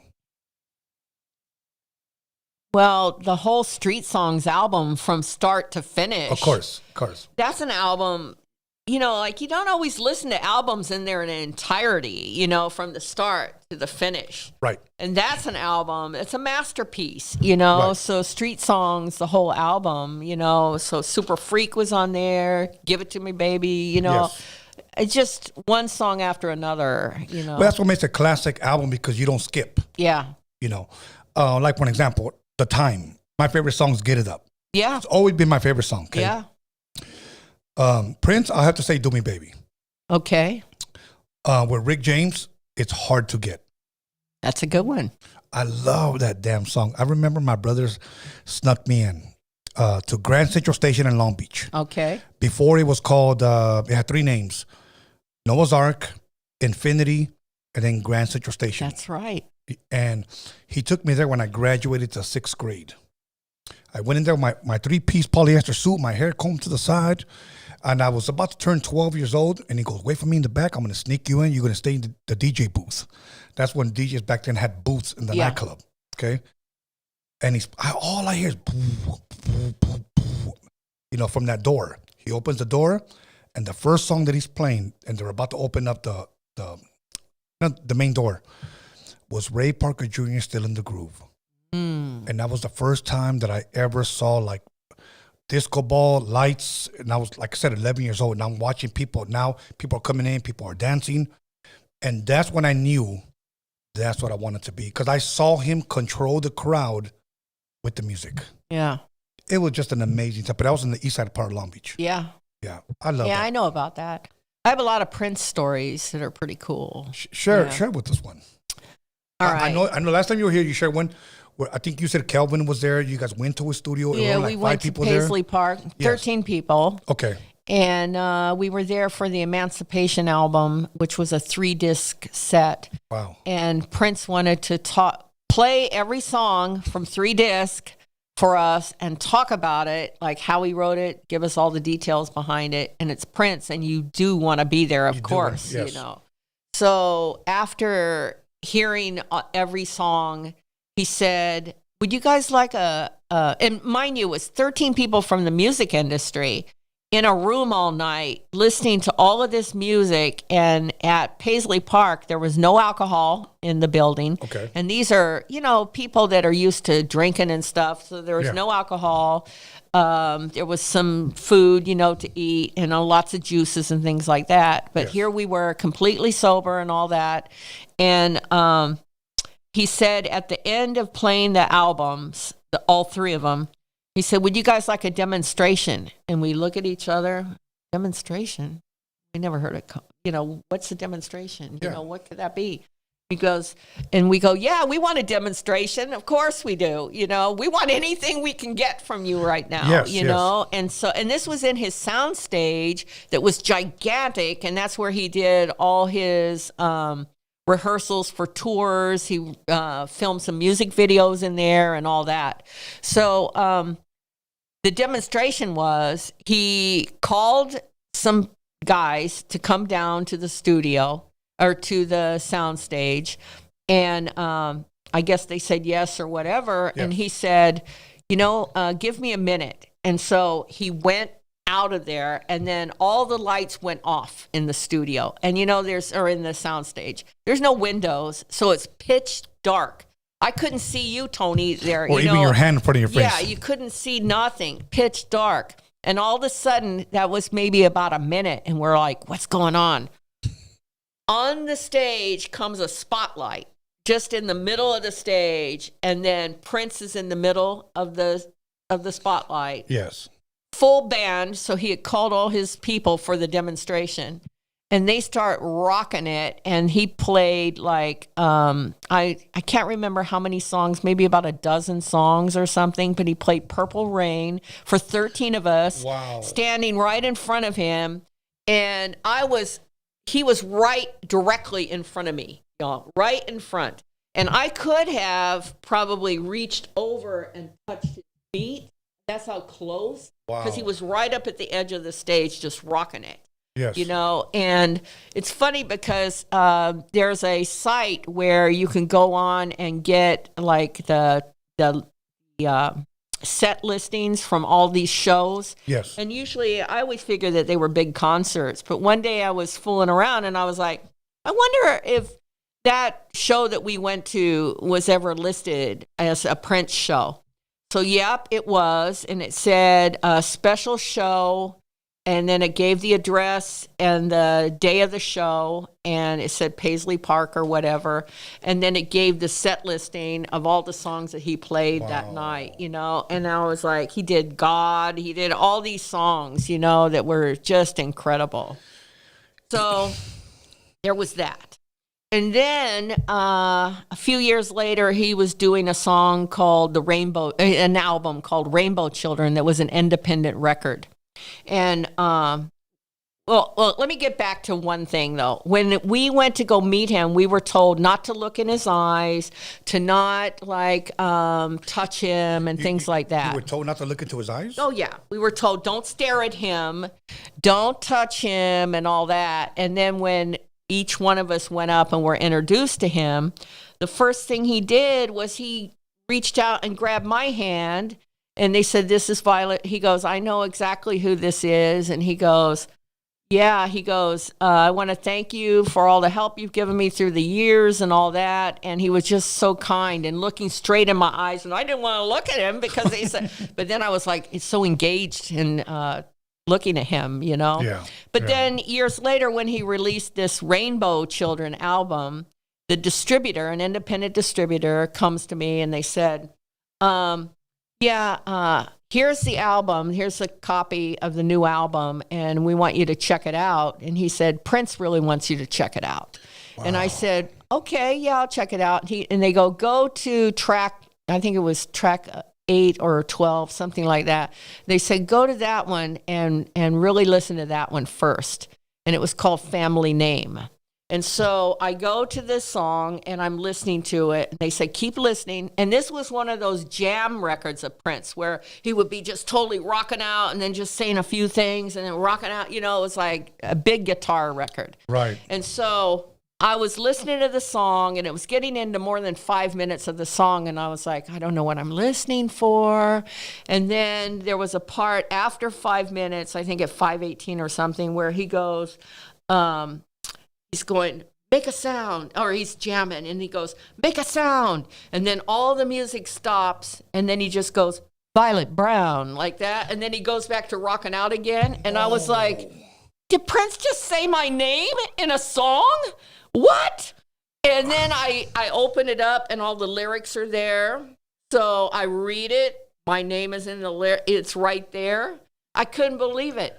Really? And then a couple years after that, I see him in person, and I'm able to tell him what that meant to me. And I tell him, and I was so emotional about it. He was sitting next to me at a show. Raphael Sadiq and him were sitting next to me to see Guapale. And I was able to tell him what it meant to me to hear my name on that song. And I got so emotional telling him that I started to cry about it. Wow. Tears came to my eyes. And Raphael started laughing. Then Prince started laughing because I was getting emotional about it, you know. And they said, it was so weird because he stands up. He knows I'm emotional. He stands up from the table and he grabs me, my hands, and then he goes like this to me, like a bow kind of thing. Yes. And I was like, what the, is this really happening? And that particular night, I brought 2 brand new producers who had just come to California, and now they're doing, a lot of things, and they're doing well. But they were new to California, young boys, like really young, just a little past their teens. I don't even know if they were 21 or whatever. Yes. And they see this whole thing, and then when we're leaving, they go, Prince bowed down to you. And I was like, yeah, what was that all about? But he was just so kind and sweet to me, both times when I was around him. I got to see him only one time when they performed in Long Beach, and the Purple Rain album had just dropped. Oh, yeah. So that was in the 80s. Yeah. I had nosebleeders, but that's all we could afford. Yeah. Me and my boy, I'll give him props because he bought me my ticket. My boy Angel Montes, we spent the night at Music Plus so that we can buy tickets there the next morning. Bitch, you should have been at Warehouse. I'm sorry. I'm just kidding. I love it. But yeah, we went to go see him, and I was just like so nervous just to see him go up on stage. He did all the jams. Like he was one of the guys that I wish I could have met. I'll tell you one thing. There's something that other artists need to take from Prince's book here a little bit. Yes. He did a show, and it was, I think it was called 30 Nights at the Forum. Uh-huh. And I think it was just under 30 nights that he played. But he did shows, and all tickets were $25. And it went all of those nights, every night sold out, and he would invite a guest to open for him. So I went to several of those nights because, like, who would pass that up, you know? So I bought tickets for a lot of the nights. And I remember one of the nights Whitney Houston was there. Wow. She got up on stage. She'd been drinking a little bit. So he had to, like, take her off the stage, right. you know, because it wasn't good for people to see her like that anyway, no, it's not. you know. It's not. And so, and then Shaka Khan performed live with him. All kinds of great bands opened, but that was almost 30 nights of shows back to back, $25 a ticket, and packed house every night. And, you know, he just did that for the fans, you know, like Yes. some of these big artists, they need to do that, you know. I'm glad you Give said back, that. you know, because the price of tickets are just way outrageous. No, I'm glad you said that. Like, but like I said, when it comes to like Prince, that's one guy.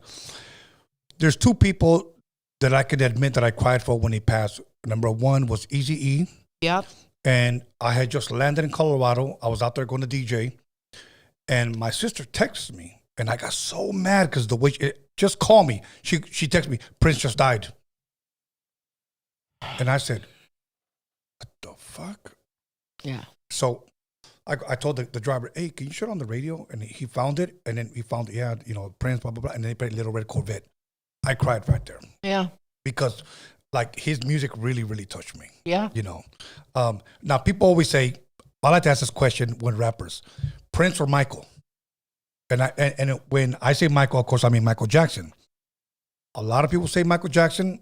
A lot of people say Prince. It's always like half and half. Right. If you ask me, Violet, I'm going to say Prince. Yeah. You know.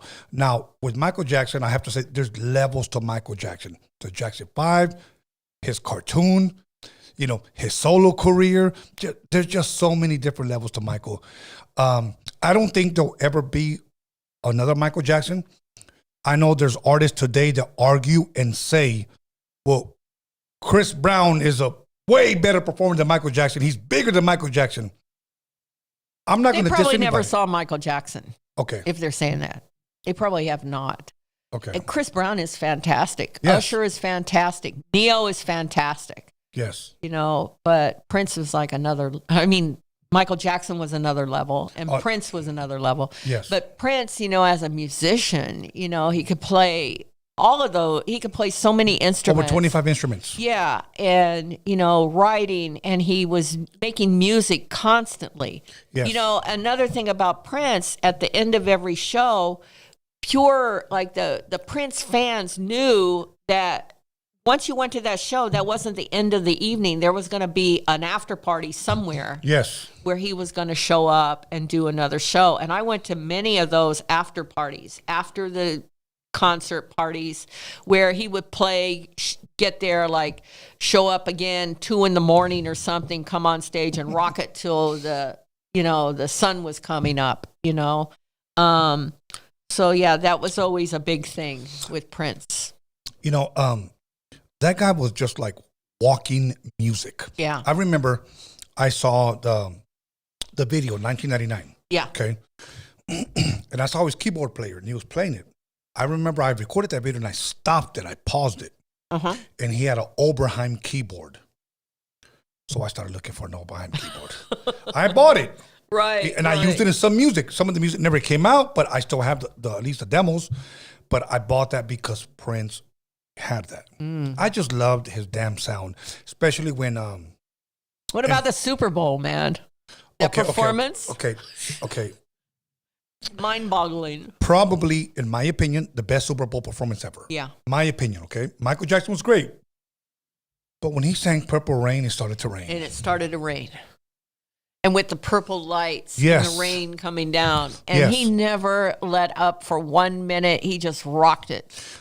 I remember it was Indianapolis Colts versus Chicago Bears, and that was Peyton Manning's first Super Bowl win.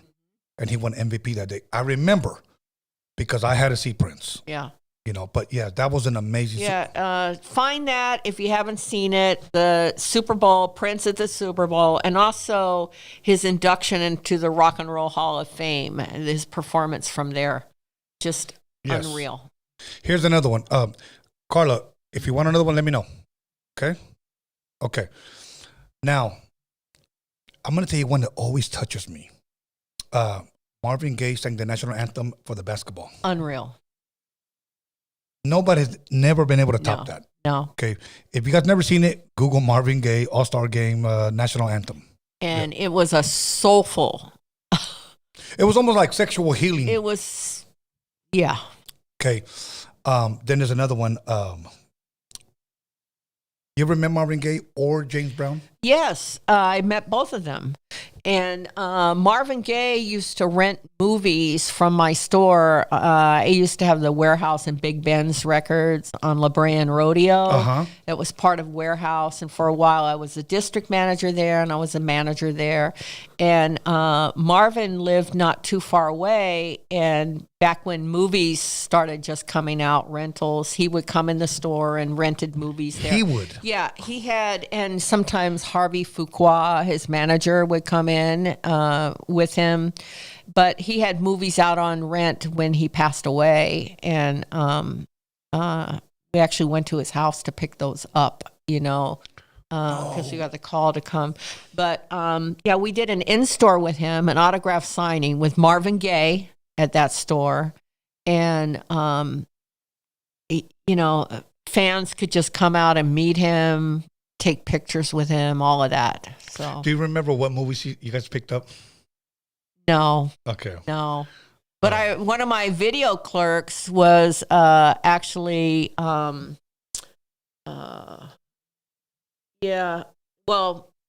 was one of them. So Rosie Perez was one of my video clerks there.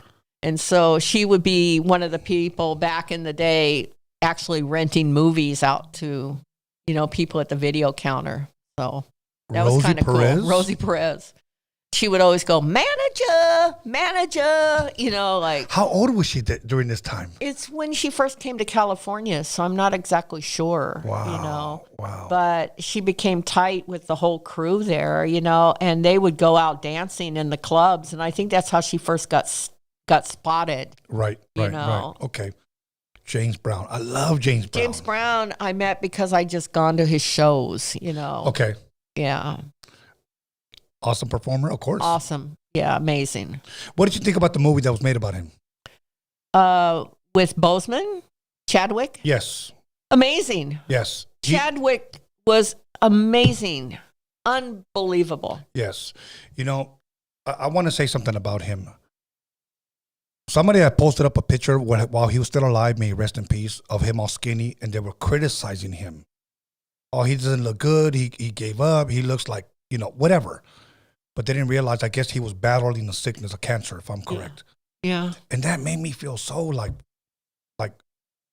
everybody here is so quick to judge, but don't realize what people are battling behind closed doors. Yeah. There wasn't any performances that he had that were mediocre. They were always amazing. Amazing. Roger Troutman. Roger Troutman, I met also through the store, through Big Ben's Warehouse. And I didn't get to know him really well. But I will say, shout out to Mercedes. Mercedes is on the management team, too, with Unconventional KINGZ. It's myself and Mercedes. And Mercedes was married to Roger Troutman. And so she has a son with him. And yeah. I would like to do an interview with her if you can ever hook that up. Oh, yeah, sure. Yeah, she's a wealth of knowledge. She's been involved in the music industry a long time. Right. And yeah, that would be great. By the way, we're coming close to the end of our conversation. Is there anybody out there that has made an impact on you, or like it was dope meeting him, but this is a great story? Anything you want to share? Oh, gosh. And by the way, right now I'm feeling really good for my birthday. Okay, good. Well, I already told you some stories there about Mandela, and I think that seeing a lot of acts like in the very beginning of their career was always a big deal for me. Like the record labels would often give me demos or a copy of the first album months before it came out. Yes. And I remember getting in the mail Erykah Badu's first album when it came out. And I listened to that album and I couldn't believe how great it was. Yes. And I just kept playing it and playing it and playing it. Soul to Soul was another one like that. So from listening to those albums so much, I could not wait to meet them. You know, another one was the girl Jewel, who, was a country pop kind of folky thing. And the way that came to me, the record label sent me a tape and it said Jewel on it. At the same time, Jewel was supposed to be coming out, and it was distributed through Atlantic. Yes. And that was Death Row when they were through there. And so they give me this cassette, and I'm excited because I've got Jewel's music. I'm going to get to hear it now. I put it in, and then I hear this girl singing kind of a folk music thing. But I'm listening to it and going, this woman is fantastic, but this is not Jewel. They've made a mistake. They labeled the tape wrong. So I call them up and I say, you know what? You sent the wrong tape. This is not Jewel. Yes. And they go, no, we sent you Jewel. And I said, no, this is not Jewel. This is some girl singing like folky music, guitar type stuff. And they go, oh my gosh, we probably sent you the wrong tape. That's another girl named Jewel that's coming out through Atlantic Records. So it was Jewel from San Diego who had Pieces of You, that album. And I went crazy for it because I love singer-songwriters. Like I mentioned, I like Joni Mitchell. I like Carole King, I love singer-songwriters. I'm loving a guy right now called Monrovia, who's a singer-songwriter. But, Tracy Chapman, those kind of people I love. Yes. So it was the wrong it was the same name, but two different artists. And so I became obsessed with this girl's music. Yes. So I invited her. I said, please bring her to my office. So I was able to get a lot of these brand new artists to come to my office. And they would do concerts right in front of me at the office or for the whole building, all the people that work with us. They would do these concerts. Yes. So that was always great, Awesome. You know what? I'm going to tell you a story. 1992, the Gavin Convention in Frisco. Okay, I was there. Some dude comes up to me. He's kind of like bald a little bit. Like you could tell he shaved his head. He's wearing beads, like camouflage pants. And he comes up to me and goes, hey, what's up, Tony? Hey, I didn't recognize him because in the past, and I'll tell you who he is, he has somewhat of a pompadour, okay? In the past, yeah. In the 80s. This is 1992. Okay. White guy. He goes, hey, what's up, man? And I was like, hey, what's up? Like, he goes, yeah, it's me, Everlast. Oh. Okay, Everlast, if you ever watch this is the true story, homie. So he says, hey, I want to play you my music. And I said, okay. So walks me to his room. He's playing the Whitey Ford music? No. Okay. He plays me Jump Around. Oh. Now, the House of Pain stuff. The House of Pain stuff. He plays that just Jump Around. What do you think? And I said, the first thing that I thought was like, bro, it's a fucking hit. Like, I didn't know you rap like this. I remember you from Never Missing a Beat from Rhyme Syndicate. Rhyme Syndicate. And I said, that's dope. I said, but I've heard that beat before because me and High C had already did a show with Cypress Hill. They used to use that as intro music. Yeah. So I guess Muggs ended up giving it to him, and he tore it up. And I knew when I heard that song was a fucking hit. Yeah. I knew. Yeah. And he said, yeah. He goes, it's funny how us DJs knew that. Like yeah. When I was DJing in the clubs too, we picked the songs and we packed the dance floor with these songs. Yes. And record labels would use us to test out these records to see, how strong the records were, Absolutely. So what happened was, months went by, Crisscross comes out with the song Jump. Jump. And I'm thinking, okay, is this going to outbeat that one? And then House of Pain Jump Around takes... Now, at least in my opinion, that Crisscross took off immediately. This House of Pain took off like an airplane. And he just fucking took over. Yeah. And he just blew the fuck up. Yeah. Okay. But it was funny. I ended up seeing Everlast maybe about 2 years later. Like, hey, man, I remember. He didn't remember me. Back in the day, Tommy Boy Records, where House of Pain was at, they just had one hit after another. Yes. They had everything. And they took risk and they put out stuff that nobody else was touching, They even put out RuPaul's album, back in the day. The Superstar album came out there. They put out Queen Latifah's first album. Yeah. Queen Latifah. Yeah. De La Soul, Digital Underground, all these records. Wow. Okay, here's another story right here that kind of geeked me out, and I was just tripping. Shout out Monica Lynch. Okay. All good. At the Gavin at work, I'm coming out of my room.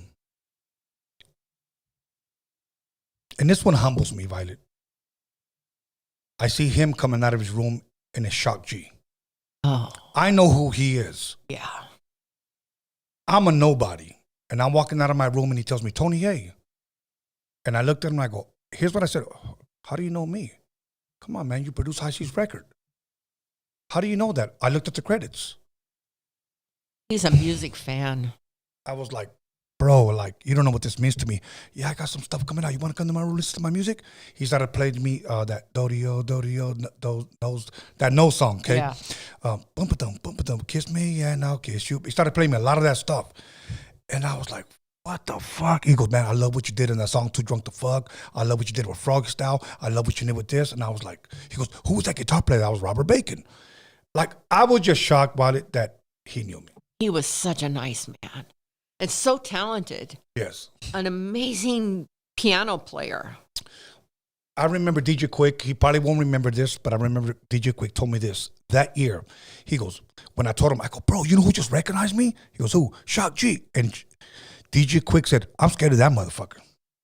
He said, I'm scared. He goes, have you ever seen that motherfucker on the keys? Yeah. And I was like, yes. He goes, I'm scared of that motherfucker. Yeah. Yeah. He was so dope. And then I got close to Money B. I had Money B here. I asked him a lot of Shock G. I love him too. Yes. Good I just guy. saw him at the NAM. Yeah. I just saw him at the NAM. I saw Arabian Prince. He's also a fucking good dude. And he just wished me happy birthday, Krista Glove. Oh, okay. I love Krista Glove. He kind of said some things here one time that was a little bit controversial, but I had him repeat it again. He said this, but now this is Krista Glove, and I have the interview to prove it. He goes, yeah, when we were producing Dr. Dre's Chronic album, DJ Quick came over there, and he saw our percussionists, our chimes, our shakers, and everything, and then he stole our motherfucking sound, and he went to his studio and started creating his music. Wait. He what? Yeah, he stole them. I never brought that up to Quick. I just left it alone.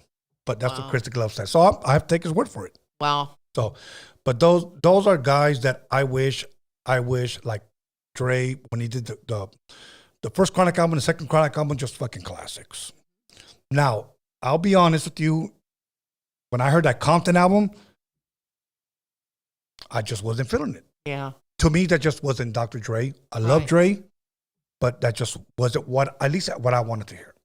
Right. So, other than that, Violet, you know what? I love having you here. We're almost at that 2-hour time. Okay. But doesn't even seem like 2 hours. I know that's why I was trying to be mindful of your time. But yeah, I do not want to forget. Can I do a few little shout outs? Let's go. Okay, first of all, High Definition and Low Key are my boys from Unconventional KINGZ, and also Wrecker. And then I have a friend that I talk to nearly every day who's a huge music fan.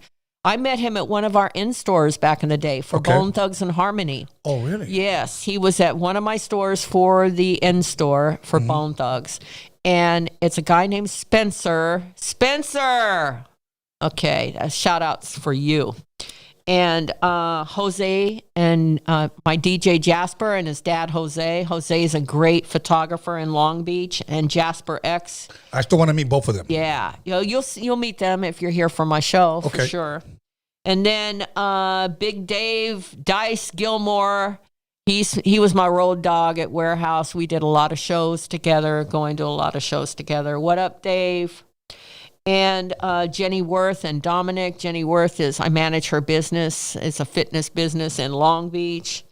And then today I got a chance to get a call from my nephew, Billy. So him and his wife, Valerie, they're going to be in my show, and I'm so excited about that because I don't get a chance to see them too often. And then our Worth It Warrior, our warriors, which we call Worth It Warriors, who train with Jenny. I want to say hello to them. And then to all my jumpers and Lisa DeSchmidt, who's now the executive director of the Long Beach Arts Council. I'm on the Long Beach Arts Council, and I adore her, and I love all the ideas that she's brought forth that she's going to be doing for the Arts Council. And then I want to say a shout out to Jocelyn Pryor, who used to work with me at Warehouse, and she's doing big things in the music industry. And to Travis O'Gwen from Strange Music and Tech Nine. You guys mean the world to me. Tech Nine and Travis, you guys did it, man. Strange Music, you put KC Mo on the map, you know. And then to Cafe Anderson, who's a friend of mine who's been like a son to me, and he's doing big things out there in the country world. So there you have it. All good. Remember, Saturday, April 25th. What time do the doors open? Doors open, I believe. Well, there'll be an earlier door opening for some of the VIPs, yes, and for people that bought those types of tickets. And I think the doors might open around 5 for that. Okay. I'm not sure. It'll be on the site, but definitely at 7. Everybody gets in at 7, and then the show's going to kick off, I think, at around 8. DJ Jasper will be rocking the crowd up until then. We're going to be celebrating Jenny Worth's birthday party. So that's our girl, Jenny Worth, the fitness trainer from Long Beach. And we'll be celebrating my birthday again then, too, because, you know, I need to celebrate all year long. That's what I think. So, absolutely. So we're going to do that. Not just month long, but all year long. That's right. All good. But I will definitely be there, Violet. Okay. I'll definitely be there. Other than that, once again, Saturday, April 25th. You guys already heard it all. Make sure you guys, if you guys haven't gotten your tickets, make sure you guys get your tickets. If you guys got your tickets, I will be there in the motherfucking building. And I'll be there in San Diego, so try to go to that show too. Absolutely. And hopefully Violet lets me go with her to San Diego, because I would love to go with her. I want to go to that show. Okay. So other than that, you give your shout outs. I'm going to give my shout outs. I'm going to give my shout out once again to Alex Cervantes Enterprise. I'm going to give a shout out to, yeah, I know. I'll get to that right now. Everybody that's helped me, everybody from the Rhodium Radio team. I want to thank everyone who took the time yesterday to wish me a happy birthday. The love was overwhelming. Like, it truly, truly was. Like, this was probably the most love that I've ever gotten. Like, the comments, the DMs, the text messages, the inboxes, like on TikTok. Like, it was just amazing. And I replied to every single person. Yep. I made sure to take the time. So thank you guys. We kicked off Rhodium Radio once again with Violet Brown. We'll be back next week with another special guest. But definitely go Saturday, April 25th, because I will be there. She will be there. Meet us, take a picture or whatever. You know one thing that I want to do, Violet? What? One day? Drive back to Audio Achievements, take a picture there with you. Oh, yeah. Let's do that. You know, I eat there around that area. La Capilla, yes, man. La Capilla. And right across from La Capilla, there's one called Local Kitchen. Yep. That one's really good. Yeah. I'll treat you guys. The first round's on me. Dinner. I'll tell you what I recommend. I like meatloaf. They have the fucking bomb-ass meatloaf. Oh, okay, okay. Yes. And the place La Capilla that we're talking about, Mexican food, and it was right behind the studio where they recorded Straight Outta Compton. So back in the day, the guys would eat in there nearly every day. They would eat Mexican food from that place. So you might have been sitting in there, and you saw these guys wander in and walk past, grab their bags and leave. NWA was in there nearly every day eating. You know, Steve took me to go meet in 1988, early 1988, to go meet JJ Fad at Audio Achievements, okay? Mm-hmm. He took the 4-track, and then they were like, this is a Way Out tape with them, okay, with Tony A. the Wizard. And I remember watching him. I was like, fuck, that's so fucking dope, because I love Supersonic, okay? They look at me. They go, what are you? And I go, I'm Mexican. She goes, we love Mexican food. All of them. We love Taco Bell.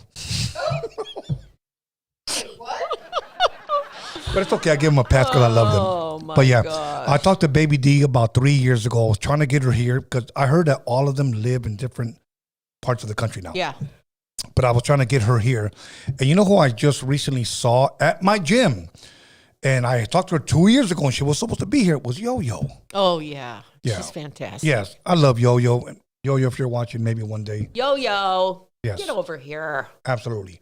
But you know how I do want an interview? Roger's wife. So if you could never one day hook that up. Mercedes, you heard that. He's inviting you. You got to come in here. Yes. Okay, you know what? I had one question from a fan. So let me ask that before I get out of here. I'm just going to read it the way he wrote it. And you can answer it any way you want. Okay. I just got out of the service. Let me make sure that this is his question. Okay. Violet worked at the warehouse record store. How did she transition into distribution? And how did she build clientele? I don't know. I was trying to understand the question because I knew your position, and what you did. Okay. Well, I was in distribution with a company called Knee-High Record Distributors that handled, and I was a buyer there before Warehouse even. And then I came to work for Warehouse, and I managed some of our very high-level stores, high-profile stores. The number one urban store in the country, they called it, which was Big Ben's on La Brea and Rodeo. And then it transitioned into Warehouse. It was all owned by the same company all along. Yes. So there, I started doing things like block parties and big events at that store, gigantic in-stores, things like that. And that brought me into being the buyer of urban music at Warehouse. And from then on in, artists would drop by my office, give me demo tapes. They want to get deals and things like that. So I would pass them on to distributors if they didn't have distribution. Sometimes I would buy stuff directly from them. It's what I did with Hammer. I bought stuff directly from him. And as these artists started to really happen, record labels started calling on me and saying, what have you got? We're looking for something. What's the next big thing? And we kind of knew because I could tell by what was selling, and I had the ears to buy it because I was a DJ for 26 years. We know a hit when we hear it, yes. And so that's kind of how that all happened, So I started working as an A&R consultant for Hollywood Records, for Interscope. I dealt directly with Jimmy Iovine, yes. and which was a trip to sit in his office and hear music in his office, new stuff that was coming out, and being able to play stuff for him that I brought in too. He's a genius, you guys. So anyway, so that's kind of how that happened. The Defiant Ones documentary was great.